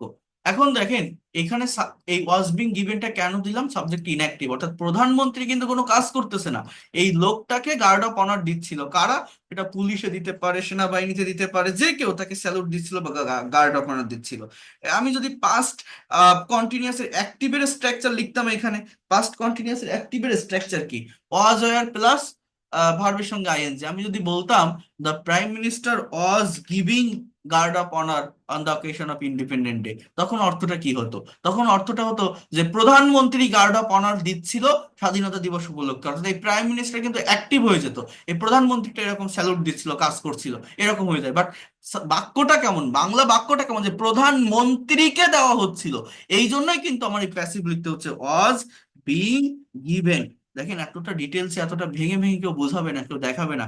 একবার দেখে যান, যারা পেইড কোর্সে আসবেন তারা তো আমাকে পাবেন, সবকিছু ধারাবাহিকভাবে প্রফেশনালি ল্যাঙ্গুয়েজটা শিখতে পারবেন। বাট সবাই তো আর আসবেন না। তো একটু দেখে যান, এই জায়গাটা ডেভেলপ করতে পারলে ইংলিশে প্রফেশনাল হওয়া যায়, এই ল্যাঙ্গুয়েজটাতে এক্সপার্ট হওয়া যায়। এটা খুবই ইম্পর্টেন্ট একটা ক্লাস। আমি যদি আরেকটা বাক্য একটু দেখাই আপনাদের, তাহলে ইউ ক্যান সি। এখানে একটা বাক্য দেখেন, কি লেখা আছে? দুর্নীতি বন্ধে বাংলাদেশে কোনো কার্যকর পদক্ষেপ নেওয়া হচ্ছে না। কি বলছে? দুর্নীতি বন্ধে বাংলাদেশে কোনো কার্যকর পদক্ষেপ নেওয়া হচ্ছে না। এই বাক্য আপনি ইংলিশে কিভাবে ট্রান্সলেট করবেন? দেখছেন এটা কতটা প্র্যাকটিক্যাল সেন্টেন্স, এগুলো নিউজ আর্টিকেল রিলেটেড সেন্টেন্স, এবং এগুলোই আমাদের করতে হয়। এই যে বিষয়গুলো করাচ্ছে, এটা করাতেও কিন্তু একজন টিচারের কষ্ট হয়। আমি কিন্তু ছোট ছোট একটা রুলস স্ট্রাকচার পড়াতে পারতাম, যেটাতে কোনো কষ্ট হতো না, বাট এইগুলো আসলে লাগে, প্রয়োজন হয়। এটা আরেকজনকে বুঝাই দেওয়া একটা কষ্টের ব্যাপার। এই যে আমি কথা বলছি এত জোরে জোরে, দেখেন একটু বোঝার চেষ্টা করেন। দুর্নীতি বন্ধে বাংলাদেশে কোনো কার্যকর পদক্ষেপ নেওয়া হচ্ছে না, এই বাক্যে ভার্ব কোনটা? ভার্ব কিন্তু এই যে নেওয়া হচ্ছে না এই কথাটা, এই নেওয়া হচ্ছে না কথাটা কিন্তু আমার ভার্ব। অর্থাৎ প্রত্যেকটা বাংলা বাক্যে লাস্টে ভার্ব থাকে। এই ভার্বটাকে এবার আপনি কোশ্চেন করেন, কি নেওয়া হচ্ছে না? অনেকেই দুর্নীতিকে সাবজেক্ট করে ফেলে, কিন্তু না, শুরুর ওয়ার্ডটাই সাবজেক্ট হবে না। ভার্বকে কি বা কাকে দ্বারা প্রশ্ন করতে হবে, কাকে নেওয়া হচ্ছে না, কি নেওয়া হচ্ছে না, পদক্ষেপ। অর্থাৎ এই তিনটা ওয়ার্ড একসঙ্গে আসবে, কোনো কার্যকর পদক্ষেপ। এই তিনটা ওয়ার্ড কানেক্টেড একসঙ্গে, ফ্রেজাল ওয়ার্ড, বাংলায় ফ্রেজ ধরা শিখতে হয়। অর্থাৎ এই বাক্যটা এরকম: no effective states, no effective states. এই সাবজেক্ট বসালাম, এবার ভার্ব বসাতে হবে। নেওয়া হচ্ছে বা হচ্ছে না, এটা কিন্তু প্রেজেন্ট কন্টিনিউয়াস টেন্সের একটা স্ট্রাকচার। চলছে, চলছে না। প্রেজেন্ট কন্টিনিউয়াস এর প্যাসিভের স্ট্রাকচার কি? am is are being plus V3, am is are being plus V3। So no effective states are being, যেহেতু সাবজেক্টটা প্লুরাল, এবার টেক মানে নেওয়া, past participle taken. No effective steps are being taken, এই subject আর verb বসালাম না, এবার লাস্টের দিক থেকে ফার্স্টের দিকে আসবো। মনে রাখবেন, সাবজেক্ট আর ভার্ব বসানোর পর, এগুলো হয়তো প্রথম প্রথম আপনাদের কাছে একটু কঠিন লাগবে, বাট একটু প্র্যাকটিস করতে পারলে, কয়েকটা প্র্যাকটিস করতে পারলে এগুলো ইজি হয়ে যায়, এবং এগুলো করতে হয়, তাহলে প্রফেশনাল হওয়া যায় এই জায়গাটাতে। সাবজেক্ট আর ভার্ব পাশাপাশি বসাতে পারলে বাকি অংশটা অটোমেটিক্যালি চলে আসবে।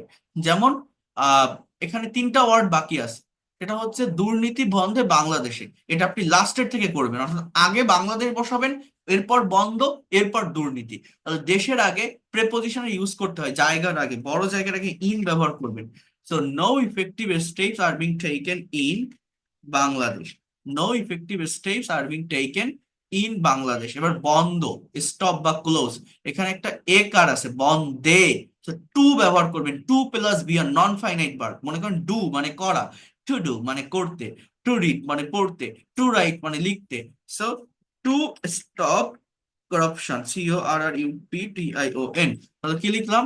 No effective steps are being taken in Bangladesh to stop corruption, দুর্নীতি বন্ধে কোনো কার্যকর পদক্ষেপ নেওয়া হচ্ছে না বাংলাদেশ। ঠিক আছে? এই প্রথমে নো লেখার কারণে এই বাক্যটা অলরেডি নেগেটিভ হয়ে গেছে, এই জন্য এই আর এর সাথে কিন্তু আর নট দেইনি। এখানে নো না লিখে আমি যদি বলতাম any, any effective steps are not being taken, অর্থাৎ আরএন্ট বা আর নট বিং টেকেন লিখতে হতো। বাট এই ফার্স্টে নো লেখার কারণে আমি এখানে অক্সিলারি ভার্বের সাথে নট বসাইনি, এটা বসানো লাগে না, বাক্যটা এমনিতেই নেগেটিভ প্রকাশ পেয়ে যাচ্ছে।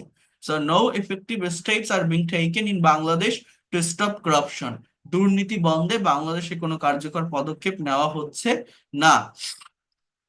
টেন্স ধরা শিখতে হবে কিন্তু। এই দেখেন, এই যে একটা বাক্য, গার্মেন্টস এর পণ্যগুলো নিয়মিত বিদেশে রপ্তানি হতে থাকবে। তাহলে হতে থাকবে বা চলতে থাকবে বোঝাচ্ছে, আমার ভার্ব কোনটা?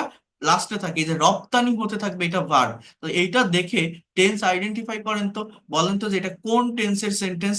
এই যে গার্মেন্টস এর পণ্যগুলো বিদেশে রপ্তানি হতে থাকবে, এটা কোন টেন্স? কেউ বলতে পারবেন?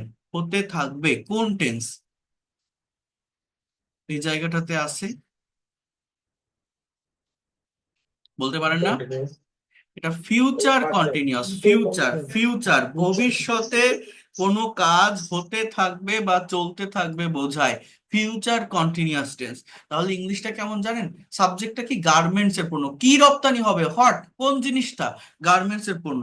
তাহলে the goods, GWDS, the goods বা প্রোডাক্টস, যে কোনো কিছু বলতে পারেন, of garments, the goods of garments. এবার উইল বি বিং এটা হচ্ছে ফিউচার কন্টিনিউয়াস টেন্সের প্যাসিভের স্ট্রাকচার শ্যাল বা will be being plus V three. The goods of garments will be being exported in abroad regularly. Regularly কি বললাম? The goods of garments will be being exported in abroad regularly. Garments এর পণ্যগুলো নিয়মিত বিদেশে রপ্তানি হতে থাকবে। The goods of garments will be being exported in abroad regularly. দেখছেন? তাহলে subject the goods of garments will be being exported, এটা ভার্ব।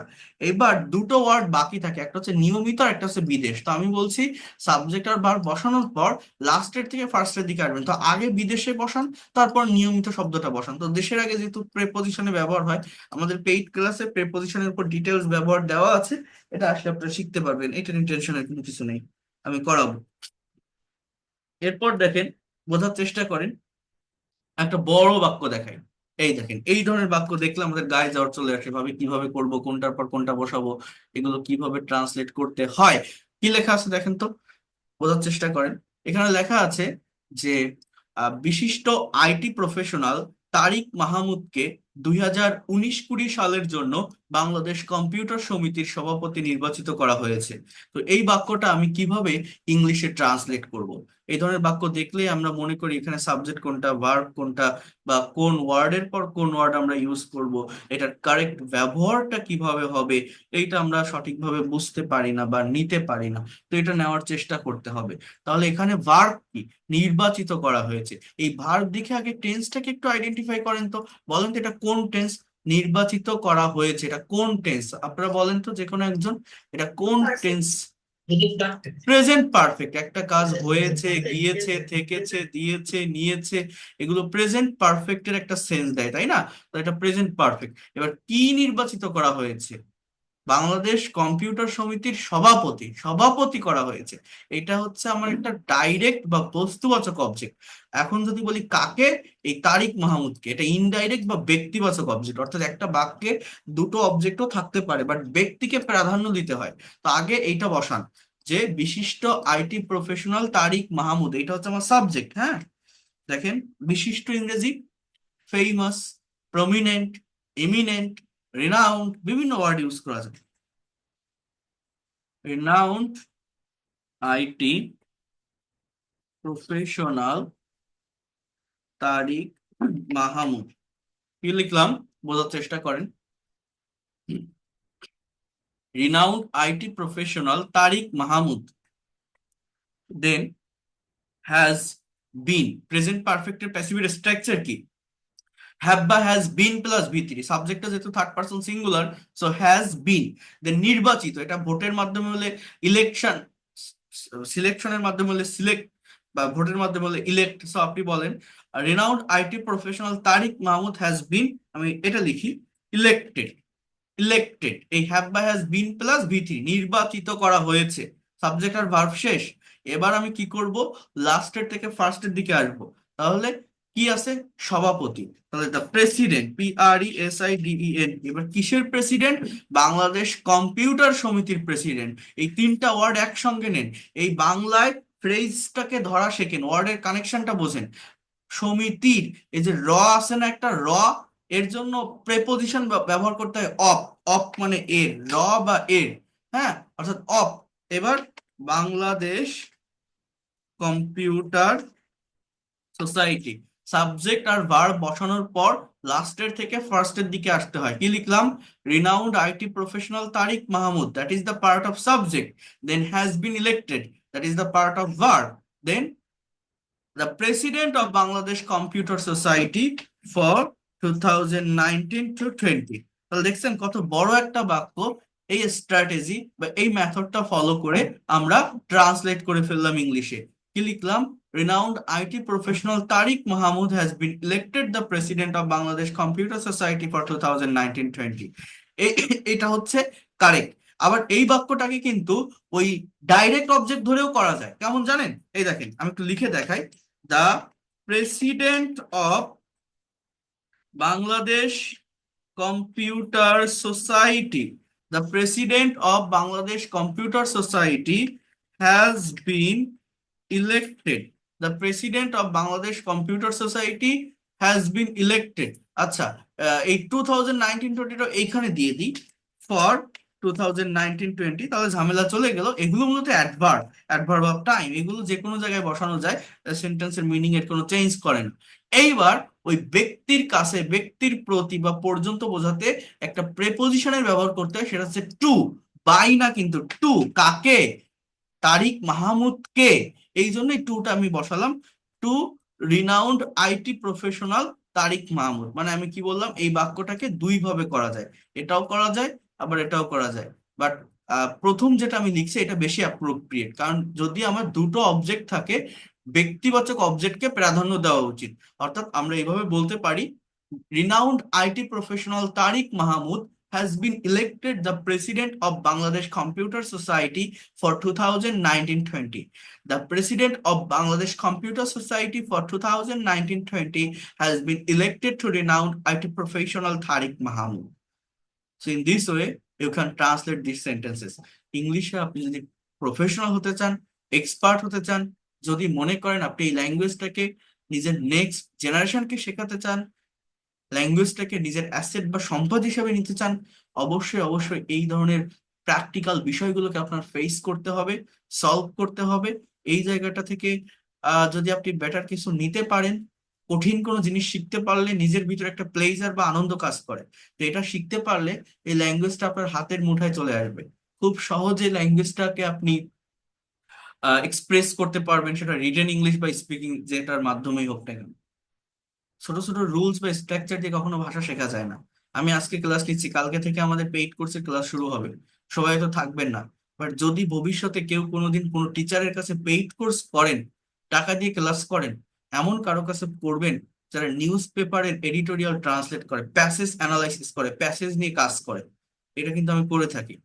আর যারা ওই ছোট ছোট রুলস বা স্ট্রাকচার দেখায়, ইংরেজি শেখার জন্য 66টা স্ট্রাকচার, 100টা স্ট্রাকচার শিখে রাখুন, আপনি পারবেন। বা হ্যাভ এ নাইস ডে, ঘরে বসে ইংরেজি বলতে হয়, ট্রেনে বসে ইংরেজি বলতে হয়, বা এটা প্লাস এটা প্লাস এটা এরকম হয়, এই দিয়ে আপনি হাজারো সেন্টেন্স তৈরি করতে পারবেন। এইভাবে কখনো ভাষার ডেভেলপমেন্ট হয় না, এই প্র্যাকটিক্যাল জায়গাটাতে আসতে হয়। তো এমন কারো কাছে শিখবেন যারা নিউজ পেপার ট্রান্সলেট করে, নিউজ এডিটোরিয়াল নিয়ে কাজ করে, মনে রাখবেন তারাই ইংলিশ পারে। এটা ইউটিউবেও সার্চ দিলে আপনি পাবেন, এই যে daily star, Daily Sun, daily independent এর ট্রান্সলেশন এডিটোরিয়াল দেখায় না যেসব টিচার্সরা, তাদের পেইড কোর্স আছে, সেইগুলো করবেন যদি পরবর্তীতে কেউ কোনোদিন করেন কারো কাছে। মনে রাখবেন এই আমার কথাটা। কিন্তু যারা ওই ছোট ছোট রুলস বা স্ট্রাকচার প্র্যাকটিস করায়, ওগুলো করে কখনোই প্রফেশনাল জায়গায় যাওয়া যায় না। আমি স্পিকিং করাই, আমি কনভারসেশন প্র্যাকটিস করাই, যেটাই করাই না কেন সেটা প্র্যাকটিক্যাল ওয়েতে করিয়ে থাকি। এই প্র্যাকটিক্যাল জায়গাটা ফেস করতে না পারলে কিভাবে আপনি ডেভেলপ করবেন? আর যারা আসবেন আগামীকাল থেকে তারা তো বুঝতে পারবেন এখান থেকে কি নিতে পারছেন আপনি। এরপর দেখেন এখানে একটা বাক্য আছে, ইসলামী ব্যাংক বাংলাদেশ লিমিটেড এর বার্ষিক সম্মেলন 2019। এইখানে এতটুকু ধরেই আমার সাবজেক্টের পার্ট। আজ বিকাল 3টায়, এই বিকাল 3টা, এটা হচ্ছে আমার অ্যাডভার্ব অফ টাইম। বঙ্গবন্ধু সম্মেলন কেন্দ্রে, এটা হচ্ছে আমার অ্যাডভার্ব অফ প্লেস, অনুষ্ঠিত হবে, এটা হচ্ছে আমাদের ভার্ব। এইগুলো আইডেন্টিফাই করা শিখতে হয়। অর্থাৎ সাবজেক্টটা কি, এটা আগে আমি বসাবো, যে কি অনুষ্ঠিত হবে, কোন জিনিসটা, বার্ষিক সম্মেলন, অর্থাৎ the annual conference, annual conference of, মানে কিসের, of Islami bank BD Ltd, অর্থাৎ ইসলামী ব্যাংক বাংলাদেশ লিমিটেড। কি লিখলাম দেখেন, the annual conference of Islami bank Bangladesh limited 2019। এবার কি, অনুষ্ঠিত হবে, ফিউচার ইনডিফিনিট টেন্স, আমার ভার্ব বসাবো সাবজেক্টের পর, will be held, will be held. এই যে সাবজেক্ট আর ভার্ব বসালাম না, এবার লাস্টের দিকে ফার্স্টে আসবো, অর্থাৎ লাস্টে কি কি আছে, আজ বিকাল 3টায় বঙ্গবন্ধু সম্মেলন কেন্দ্রে। সো আগে বঙ্গবন্ধু সম্মেলন কেন্দ্রে, এই প্লেস বা জায়গার আগে অ্যাট বা ইন প্রেপোজিশন ইউজ করতে হয়। তুলনামূলক বড় জায়গার আগে ইন, ছোট জায়গার আগে অ্যাট। সো যেহেতু একটা conference centre, so at Bangabandhu conference centre, at Bangabandhu conference centre. এরপর কি, আজ বিকাল 3টায়, এখানে অনেকগুলো টাইমের মেনশন করা। সব থেকে ছোট টাইমটাকে আগে বসাবেন, অর্থাৎ এটা এইভাবে বসাবেন, অ্যাট সার্টেন টাইমের আগে অ্যাট প্রিপোজিশন বসে, at 3 p.m. In the afternoon today, at 3 p.m. তো তিনটা বড় না বিকাল বড়? তিনটা বড়। বিকাল বড় না আজকে বড়? আজ বড়। তো আগে তিনটা, তারপর বিকাল, তারপরে টুডে, এইভাবে এটা লিখতে হয়। তাহলে কি লিখলাম? The annual conference of Islami bank Bangladesh limited 2019 will be held at Bangabandhu conference centre at 3 p.m. In the afternoon today. তো এইভাবে এগুলোকে ট্রান্সলেট করতে হয়। এখানে অনেক আছে, মডাল, সেমি মডালেরও প্যাসিভ করা যায়, সেগুলো দেওয়া আছে। আমি পিডিএফ পাঠিয়ে দিলে নিজেরা একটু চর্চা করবেন, চেষ্টা করবেন। আর এইটা যদি পারেন একটু স্ক্রিনশট দিয়ে নিন, এটা খুব ইম্পর্টেন্ট একটা প্যাসেজ, প্যাসিভ রিলেটেড। আপনার নিজেরা একটু করার চেষ্টা করবেন। যেমন দেখেন, এই বাক্যগুলো দেখবেন পারেন কিনা। দেখেন, এই পেইড কোর্স আর ফ্রি কোর্সের পার্থক্য কি? পার্থক্য এইটাই, এখানে ওয়ান ওয়ে কমিউনিকেশন হয়। আমি দেখাচ্ছি, পড়াচ্ছি, আপনারা দেখছেন। বাট আপনি যদি পেইড কোর্সে থাকতেন, এই টাস্কটা আমি দিলে আপনি আমাকে সলভ করে দেখাতেন, সেখানে যদি ভুল হতো আমি সেটা আপনাকে সমাধান করে দিতে পারতাম। বাট এই ভুলগুলো কিন্তু ভুল থেকেই যায়। আপনারা যারা ফ্রি ক্লাস করছেন, এগুলো কেউ আর সমাধান করার চেষ্টা করে না। কিন্তু এটা যদি সমাধান না করেন, কখনোই কি ভাষা শিখতে পারবেন? পারবেন না। অনেকেই স্পিকিং করেন, অনেকের স্পিকিং এ ভালো ফ্লুয়েন্সি আসছে, বাট বারবার ভার্বের জায়গা বা বিভিন্ন জায়গায় সে ভুল করে, এবং সে নিজেও জানে না সে ভুল করছে। আর সে, আর যে, যার সাথে সে কথা বলছে, এটা তো স্পিকিং, সে বুঝতে পারছে কি বলতে চাচ্ছে, এই জন্য ভুল হলেও সে কিন্তু সেটা ধরাই দিচ্ছে না। অর্থাৎ যে স্পিকিংটা করছে, ওই ভুলটা তার সারা জীবন থেকে যাচ্ছে। বাট এই টিচারের অধীনে থেকে স্পিকিং করলে, টপিকের উপর প্রেজেন্টেশন দিলে, যে ভুলটা হচ্ছে, টিচার যখন সেটাকে ক্যাচ করছে, সেটা তাকে বুঝিয়ে দিচ্ছে, তখন কিন্তু সে ওই জায়গাটা থেকে ওভারকাম করতে পারে। এই কোর্সের বেনিফিট সেইটাই। তো দেখেন, আধুনিক বিশ্বের প্রায় সকল কর্মকাণ্ডে তথ্য প্রযুক্তির ব্যবহার হয়। তথ্য প্রযুক্তির ব্যবহারের মাধ্যমে জটিল কাজকে সহজভাবে সম্পাদন করা যায়। এগুলো সবই প্যাসিভ ভয়েসে। এই যে ব্যবহার হয়, এটা আপনি ইংলিশে ট্রান্সলেট করতে পারেন। দেখেন, আগে ভার্বের কাছে আসে, ভার্বটা কি ব্যবহার হয়, কিসের ব্যবহার হয়? সাবজেক্টটা কি? তথ্য প্রযুক্তি, অর্থাৎ ইনফরমেশন টেকনোলজি। এবার ভার্ব বসাবো, সাবজেক্টের পরে ভার্ব। অ্যাজ ইউজুয়াল কোন একটা কাজ হয়, এটা প্রেজেন্ট ইনডিফিনিট টেন্সে আছে। তাহলে ইনফরমেশন টেকনোলজি ইজ ইউজড, অর্থাৎ তথ্য প্রযুক্তির ব্যবহার হয়। এবার কোথায় ব্যবহার হয়? প্রায় সকল কর্মকাণ্ডে। সাবজেক্ট আর ভার্ব শেষ, লাস্টের থেকে ফার্স্টের দিকে আসবো। আধুনিক বিশ্বের আর প্রায় সকল কর্মকাণ্ডে, এই তিনটা ওয়ার্ড একসঙ্গে কানেক্টেড। তাহলে ইন, এই যে কাণ্ডে একটা জায়গা, একটা প্লেস কে ইন্ডিকেট করে। So in almost all activities, in almost all activities. এবার কিসের? আধুনিক বিশ্বের। অফ মানে এর, of modern world, MODERN modern world. তাহলে দেখছেন, এই যে বাক্যগুলো লিখছি, এই সবই প্যাসিভ। এখানে কি আমি কোথাও by me, by him, by her, subject object, object subject, এই ধরনের কথা বলেছি বা বলতেছি? না কিন্তু। তাহলে কি বলছি? Information technology is used in almost all activities of modern world. তাহলে এই যে জায়গাটা দেখালাম, আপনারা কি বুঝতে পারছেন? অ্যাটলিস্ট এই প্যাসিভের গুরুত্বটা বুঝতে পারছেন? প্যাসিভ ভয়েসটা সলভ করা আমাদের জন্য কতটা দরকার, কতটা গুরুত্বপূর্ণ, এবং ইংলিশ ল্যাঙ্গুয়েজটাকে ডেভেলপ করার জন্য এটা কতটা ইম্পর্টেন্ট একটা টপিক, এরা কি অ্যাটলিস্ট বুঝতে পারছেন? জি স্যার। হুম। জি জি। জি ভাই, বুঝতে পারছি। এটা দরকার আছে। আমরা অনেকেই প্যাসিভ জানি, প্যাসিভ শিখি, কিন্তু এইভাবে কি কেউ আমরা শিখি? অর্থাৎ এই যে প্র্যাকটিক্যাল যে কনসেপ্টটা, এটা নেওয়ার চেষ্টা করতে হবে। ঠিক আছে, এটা হচ্ছে মেইন কথা। এই দেখেন, একটা প্যাসেজ যদি আমরা অ্যানালাইসিস করি, তাহলে এই বিষয়গুলো পাবো। আমি একটা গল্প আপনাদেরকে অ্যানালাইসিস করে দেখাই। দেখেন, এই ধরনের প্যাসেজগুলো অ্যানালাইসিস করলে রিডিং স্পিডটা বাড়ে, রাইটিং ইনফরমেশন বোঝা যায়, অনেকগুলো জায়গা ক্লিয়ার করা যায়। আমরা কখনো এগুলো সলভ করার চেষ্টা করি না। আমরা অনেকেই আছি ইংলিশে প্যাসেজ রিড আউট করতে পারি, বাট একটা সেন্টেন্স পড়ার পর তার অ্যাকচুয়াল সেন্সটা কি, অ্যাকচুয়াল বাংলা মিনিংটা কি, এইটা আমরা অনেকেই ধরতে পারি না। কেন? কারণ আমরা টেন্স আইডেন্টিফাই করতে পারি না। প্রত্যেকটা সেন্টেন্স বা বাক্যে সাবজেক্টের পরে ভার্ব থাকে, ওই ভার্বটা দেখে টেন্স আইডেন্টিফাই করা শিখতে হয়। আর এটা যদি করতে পারা যায়, তাহলে ওই সেন্টেন্সের অ্যাকচুয়াল থট বা মিনিং, বাংলা অর্থটা কি, বের করে নিয়ে আসা যায়। অনেক সুন্দর একটা গল্প, আমি একটু পড়ি, আপনারা একটু শোনেন, আপনাদের ভালো লাগবে, এবং অনেক কিছু এখান থেকে ক্লিয়ার হয়ে যাবে, আপনারা বুঝতে পারবেন। এরপরে কনভারসেশনটা নিয়ে আমি কথা বলবো। ঠিক আছে, আমার কাছে আর 20 মিনিটের মতো টাইম আছে, আর 20 মিনিট ক্লাস নিব। তারপর আমার আরেকটা বেসিক ক্লাস আছে এরপর। তো একটু মনোযোগ দেন এই জায়গায়। দেখেন, এটা হচ্ছে ইংলিশ লাভ স্টোরি। কি বলছে দেখেন, Raju and Shovon are very good friends from the school life. Raju এবং শোভন তাদের স্কুল জীবন থেকে খুবই ভালো বন্ধু। Subject Raju and Shovon, verb হচ্ছে আর। এই ছাড়া এখানে আর কোনো ভার্ব নেই।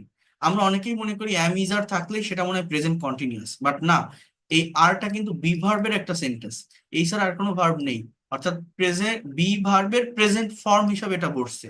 এটা প্রেজেন্ট ইনডিফিনিট টেন্স, ঠিক আছে, নট কন্টিনিউয়াস, এবং এটা অ্যাক্টিভেরই স্ট্রাকচার, প্যাসিভ না কিন্তু। প্যাসিভ বলে এই আর এর পর আবার একটা ভি3 কিছু একটা বসতো। নাও, এখন এটা কি অ্যাডভার্ব। এই প্যাসেজ অ্যানালাইসিস করা শিখতে হয়। অ্যাডভার্ব অফ টাইম, সাবজেক্টটা কি দে, অর্থাৎ এই নাও কথাটা কিন্তু লাস্টে বসানো যায়। যে আপনি এটাও বলতে পারেন they do different jobs in different sectors now, অর্থাৎ তারা ভিন্ন জায়গায় ভিন্ন চাকরি করে এখন। আবার এটা শুরুতেও বসানো যায়। মানে অ্যাডভার্বকে আপনি যেখানেই বসান না কেন, সেন্টেন্সের মিনিং এর চেঞ্জ করেন, ঠিক আছে। এরপর বলছে টুডেই, আজ, এটাও তাই adverb. They meet each other, meet মানে দেখা করা বা সাক্ষাৎ করা, ইচ আদার মানে একে অন্যের সাথে। ইচ আদারটা কি জানেন? এটা বলে রেসিপ্রোকাল প্রোনাউন। ইংলিশ ল্যাঙ্গুয়েজে মেইনলি 8 প্রকার প্রোনাউন আছে। যারা পেইড কোর্সে আসবেন, আমি গ্রামারটাকে ইন ডিটেলসে দেখাবো শুরুর ক্লাসগুলোতে, তখন এগুলো আপনারা পাবেন।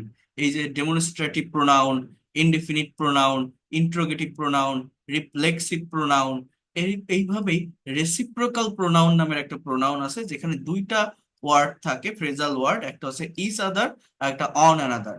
দুইজন ব্যক্তির মধ্যে পারস্পরিক সম্পর্ক বোঝাতে ইচ আদার বসে, দুইয়ের অধিক ব্যক্তি বা বস্তুর মধ্যে সম্পর্ক বোঝাতে অন অ্যানাদার বসে। তো সেটাই বলছে এখানে, আজ তারা একে অন্যের সাথে দেখা করে 3 বছর পর। They are very happy to meet each other after a long period. তারা খুবই খুশি একে অন্যের সাথে দেখা করতে পারে। এই যে করতে পেরে, টু মিট, এটা কিন্তু infinitive, to plus V on non finite ভার্বের একটা পার্ট, হ্যাঁ। আফটার সো মেনি টক্স, এই যে দেখছেন, এটা কি একটা প্রেপোজিশনাল ফ্রেজ। এখানে কিন্তু কোনো ভার্ব টার্ব কিছু নেই।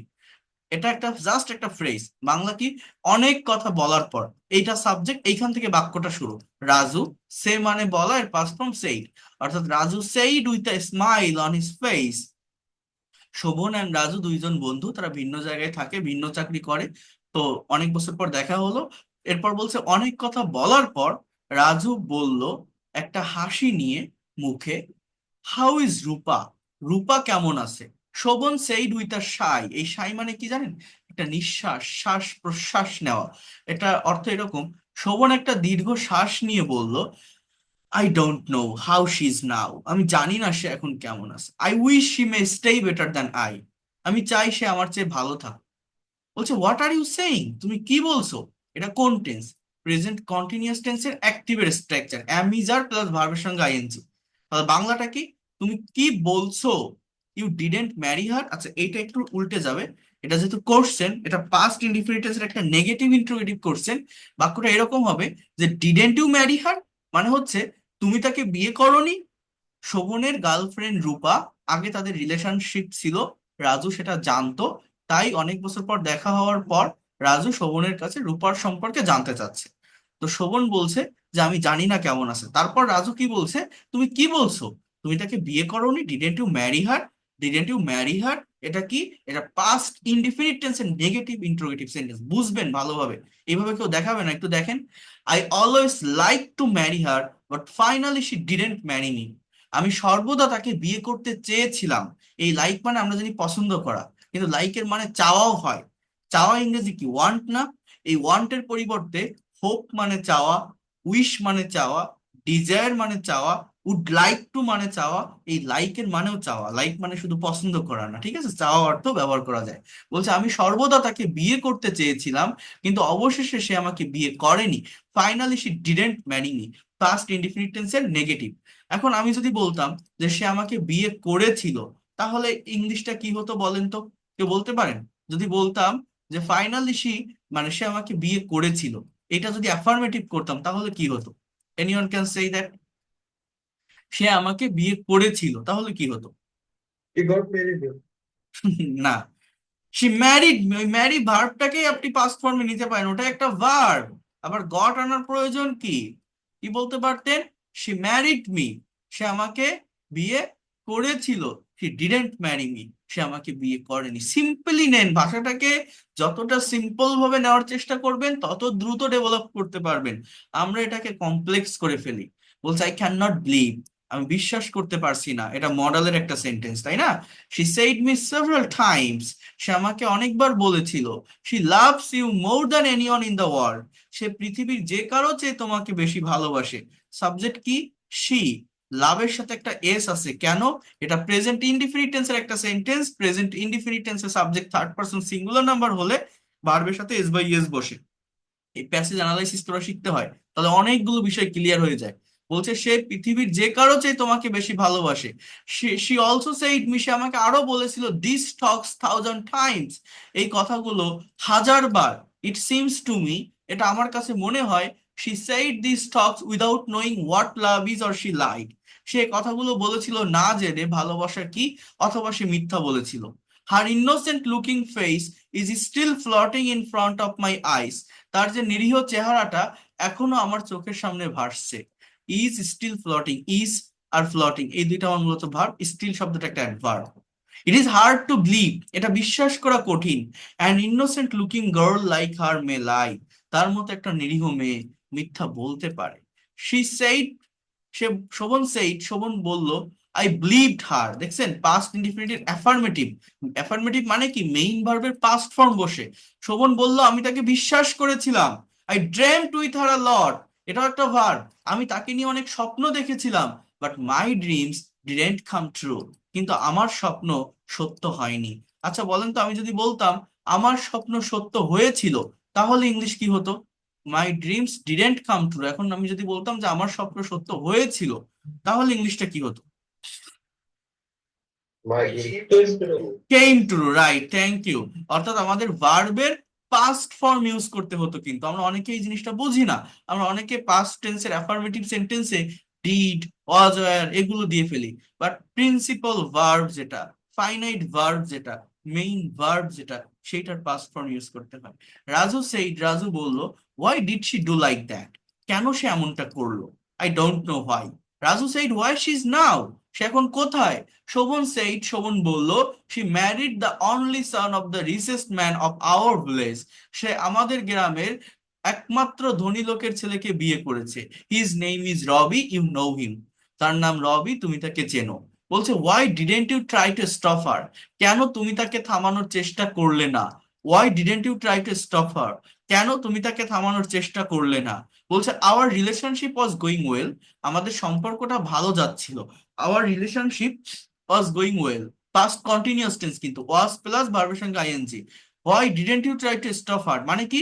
কেন তুমি তাকে থামানোর চেষ্টা করলে না? এই ধরনের বাক্যগুলো দেখলে আমরা ট্রান্সলেট করতে পারি না। পাস্ট ইনডিফিনিট টেন্সের ডাবল ইউএইচ ওয়ার্ড যুক্ত নেগেটিভ ইন্টারোগেটিভ সেন্টেন্স। বলছে our relationship was going well, suddenly she reduce talking to me over mobile phone, suddenly হঠাৎ করে সে কমিয়ে দিয়েছিল। রিডিউসড এটা মূলত মেইন ভার্ব। এই টকিং শব্দটা একটা জেরান, একটা non finite verb. As a part of speech এটা একটা নাউন, এটা কিন্তু কোনো ভার্ব না, কোনো অ্যাকশন দেয় না। এটা দেখলে আমরা মনে করি কি যে একটা মনে হয় ভার্ব বা কোনো কন্টিনিউয়াস টেন্স, বাট না। ভার্বটা এখানে রিডিউস, পাস্ট ইনডিফিনিটের একটা বাক্য। বাংলাটা কি? হঠাৎ করে সে আমার সাথে কথা বলা কমিয়ে দিয়েছিল। She also reduced meeting me, সে আমার সাথে দেখা করাও কমিয়ে দিয়েছিল। আই ডাউটেড সামথিং রং, হ্যাঁ, and I asked her what's wrong with you, she said everything is all right. Keeping hand on Shovon shoulder, শোভনের কাঁধে হাত রেখে Raju looked at his eyes, Raju তার চোখের দিকে তাকালো। Tears trickled from his eyes, তার চোখ দিয়ে অশ্রু বেয়ে পড়ছিল। Raju said with tears in eyes, Raju চোখে কান্না নিয়ে বলল, but she continued to be changed, sorry এটা শোভন হবে, হ্যাঁ, যে সে পরিবর্তন হতেই থাকলো। It was very painful to take her changes easily, এটা খুবই যন্ত্রণাদায়ক ছিল তার এই পরিবর্তনটা মেনে নেওয়া। শোভন ওয়াজ উইপিং, শোভন কাঁদতেছিল। Raju tried to console Shovon, console মানে সান্ত্বনা দেওয়া। রাজু শোভনকে সান্ত্বনা দেওয়ার চেষ্টা করছিল। But no consolation in the world was enough to remove his pain. কিন্তু পৃথিবীতে কোনো সান্ত্বনাই যথেষ্ট ছিল না তার কষ্টটা দূর করার মতো। Shovon said with tears on his eyes, Shovon তার চোখে পানি নিয়ে বলল, I was waiting for getting her back as like as she was in earlier days. আমি তার ফিরে আসার অপেক্ষা করছিলাম যেমনটা সে আগের দিনগুলোতে ছিল। বলছে, did she come back no more? Bangla কি জানেন? পাস্ট ইনডিফিনিট টেন্সের ইন্টারোগেটিভ, যে সে কি কখনোই ফিরে আসেনি, সে কি কখনোই ফিরে আসেনি। বলছে she came back on day. যখন আপনি কোশ্চেন করছেন, ডিডের ব্যবহার করছেন, মেইন ভার্বটা কিন্তু প্রেজেন্ট ফর্মে থাকছে। আর যখন আপনি অ্যাফার্মেটিভ করছেন, মেইন ভার্ব পাস্ট ফর্মে চলে আসছে। এই ভার্বের ফর্মের পরিবর্তন, এই ফাংশনগুলো বুঝতে হয়। এইটার মাধ্যমেই কিন্তু কথার পরিবর্তন হয়, সময়ের পরিবর্তন হয়। এইটাই আমরা পারি না বলে ইংলিশে কথা বলতে পারি না। বলছে সে একদিন এসেছিল, she sat beside me touching my body. আমার বডিতে টাচ করে সে আমার পাশে বসেছিল। I lost myself in joy. আমি আনন্দে আত্মহারা হয়েছিলাম। হ্যাঁ, I got the most precious things in the world. আমি পৃথিবীর সবচেয়ে মূল্যবান বস্তুটি পেয়েছিলাম। I felt like that I got my lost dream. অর্থাৎ ফিল, FEEL এর পাস্ট ফর্ম ফেল্ট। অর্থাৎ আমি এমনটা অনুভব করেছিলাম যে আমি আমার হারানো স্বপ্ন ফিরে পেয়েছি। বলছে হোয়াট ডিড শি সে? সে কি বলেছিল? দেখেন কি বলছে, কতটা ইন্টারেস্টিং দেখেন। শি সেইড, সে বলেছিল, an unemployed boy like you may be love but may not be married. এই যে জায়গাটা দেখেন, বলছে সে বলেছিল তোমার মতো একটা বেকার ছেলেকে ভালোবাসা যেতে পারে বাট বিয়ে করা যেতে পারে না। Only love can not make a couple happy. শুধুমাত্র ভালোবাসা একটা দাম্পত্যকে সুখী করতে পারে না। Because love can not be eaten, love can not be own. এই যে can not B plus V3, এটা কি জানেন? এটা হচ্ছে মডালের প্যাসিভ ভয়েস। অর্থাৎ সাবজেক্টটা নিষ্ক্রিয় বা ইনঅ্যাক্টিভ। এই জন্য মডালের যখন প্যাসিভ করা হয়, এই can, could, may, might, shall, should, will, would, এরপরে বি প্লাস V3 বসে। যেমন আমি যদি বলি আই ক্যান প্লে ফুটবল, আমি ফুটবল খেলতে পারি। Football can be played, football খেলা যেতে পারে। হ্যাঁ, এরকম হয়। I was grown up in a poor family, এটাও প্যাসিভ পাস্ট ইনডিফিনিট টেন্সের। আমি একটা গরিব পরিবারে বড় হয়েছি, বেড়ে উঠেছি। I know how cruel and hideous poverty is. আমি জানি দারিদ্রতা কত কঠিন এবং নিষ্ঠুর। That's why I decided to marry a rich man. এ কারণেই আমি একটা ধনী লোকের ছেলেকে বিয়ে করার সিদ্ধান্ত নিয়েছি। বলছে what did you say to her? তুমি তাকে কি বলেছিলে? বলছে I had many things to say her. আমার তাকে বলার অনেক কিছু ছিল। এই যে বাক্যটা, এই হ্যাড দেখলেই ভাবে পারফেক্ট টেন্স, বাট এটা কিন্তু পাস্ট ইনডিফিনিট টেন্স। এই হ্যাডটা হ্যাভ এর পাস্ট ফর্ম, মেইন ভার্ব। হ্যাঁ, বলছে আমার তাকে বলার অনেক কিছু ছিল, but I could not say her anything. কিন্তু আমি তাকে কিছুই বলতে পারিনি। টিয়ার্স ট্রিকলড ফ্রম মাই আইস, আমার চোখ দিয়ে অশ্রু বেয়ে পড়ছিল। বলছে why did she think about this things before falling in love with you? কেন সে এগুলো ভাবেনি তোমার সাথে ভালোবাসার আগে, তোমার প্রেমে পড়ার আগে? After having a relationship for 5 years, অর্থাৎ 5 বছর ধরে একটা সম্পর্ক থাকার পর, she can not say like that, সে এমনটা বলতে পারে না। I I said to her nothing, আমি তাকে কিছুই বলিনি। কামিং হোম, বাড়ি এসে, আই ট্রাইড টু মাস, আমি অনেক কেঁদেছিলাম। But said nothing to anyone, কিন্তু কাউকে কিছু বলিনি। I guess she isn't happy, আমি মনে করি সে সুখে নেই। বলছে how do you know that? তুমি কিভাবে জানো? বলছে শি চিটেড ইউ, সে তোমার সাথে প্রতারণা করেছে। আর চিট নেভার বি হ্যাপি, একজন প্রতারক কখনো সুখী হয় না। She can be escape, escape মানে পলায়ন করা। She can be escape from a man but God must punish her. মডালের সেন্টেন্স, যে সে একজন মানুষের থেকে পলায়ন করতে পারে, বাট সৃষ্টিকর্তা অবশ্যই তাকে শাস্তি দিবে। বলছে আই নেভার কার্স হার, আমি তাকে অভিশাপ দেই না। কার্স মানে অভিশাপ। I always pray that she may be happy, আমি সবসময় প্রার্থনা করি যে সে সুখে থাকুক। বলছে ডিডেন্ট ইউ ম্যারি, তুমি বিয়ে করোনি? বলছে no, still I married no one, my parents are looking a bride for me. আমার পিতামাতা আমার জন্য একটা মেয়ে খুঁজছে, কন্যা খুঁজছে। বলছে I think you should marry soon, আমি মনে করি তোমার তাড়াতাড়ি বিয়ে করা উচিত। তাহলে শুড প্লাস বিয়ন্ড, মডালের সেন্টেন্স। ওই যে গত ক্লাসে বলছিলাম না, যে শুধু টেন্স দিয়ে মনের সম্পূর্ণ ভাব প্রকাশ করা যায় না। মনের হোল সেন্স বা থটটাকে প্রকাশ করার জন্য আমাদের মডালের ব্যবহার জানতে হয়। এবার কি বলছে দেখেন, বলছে yes I should, but I have lost my believe in girl. কিন্তু আমি মেয়েদের প্রতি বিশ্বাস হারিয়েছি। হ্যাভ প্লাস লস্ট, প্রেজেন্ট পারফেক্টের অ্যাক্টিভের স্ট্রাকচার। বলছে all girls are not like her, সব মেয়ে তার মতো নয়। Still there is someone in the world who honours true love, পৃথিবীতে এমনও কেউ কেউ আছে যারা সত্যিকারের ভালোবাসাকে সম্মান করে। বলছে ইয়েস আই বিলিভ দ্যাট, আমি এটা বিশ্বাস করি। What about you, did you marry? Yes I did. Shovon said say something about her, তার সম্পর্কে কিছু বলো। মানে রাজুর বউ বউ সম্পর্কে জানতে চাচ্ছে। বলছে she is a very simple girl, but her simplicity made her gorgeous. সে খুবই সরল মেয়ে, কিন্তু তার সরলতা তাকে গর্জিয়াস করে তোলে, সুন্দর করে তোলে। How does she look at, সে দেখতে কেমন? Not so much beautiful, but she has a very beautiful mind. বলছে beauty of mind is more important than beauty of face, মুখের সৌন্দর্যের চেয়ে মনের সৌন্দর্যটাই বেশি গুরুত্বপূর্ণ। বলছে yes you are right, her beautiful mind loves me more than anything in the world. এই যে মাইন্ড এখানে মূলত সাবজেক্ট, এই জন্য ভার্বের সাথে একটা এস। তার সুন্দর মন পৃথিবীর যে কোনো কিছুর থেকে আমাকে বেশি ভালোবাসে। বলছে you are a very good person, you deserve such a wife. Raju said as a person you are better than I, মানুষ হিসেবে তুমি আমার চেয়ে ভালো। I hope you will have a than I, আমি মনে করি তুমি আমার চেয়ে ভালো কাউকে পাবে। বলছে pray like that, I hope your prayer will be granted. The mobile of Raju was ringing, রাজুর মোবাইলটা বাজতেছিল। অর্থাৎ past continuous. Looking at the mobile screen, মোবাইলের স্ক্রিনের দিকে তাকিয়ে রাজু সেইড, রাজু বলল I have to leave now dear friend, আমার এখন যেতে হবে বন্ধু। My wife is waiting for me, আমার ওয়াইফ আমার জন্য অপেক্ষা করছে। Shovon said with a smile on his face, Shovon তার মুখে একটা হাসি নিয়ে বলল okay go, I wish you best of luck in every walk of life, জীবনের প্রতিটি ধাপে আমি তোমার শুভকামনা জানাই। রাজু স্টুড আপ, স্টার্ন থেকে স্টুড, রাজু উঠে দাঁড়ালো, and walk to the way of his home, এবং তার বাড়ির দিকে হাঁটা শুরু করলো। Shovon started at his walking way as long as can be seen, শোভনও তার পথ চলা শুরু করলো যত দূর পর্যন্ত দেখা যেতে পারে। As way as long can be scene.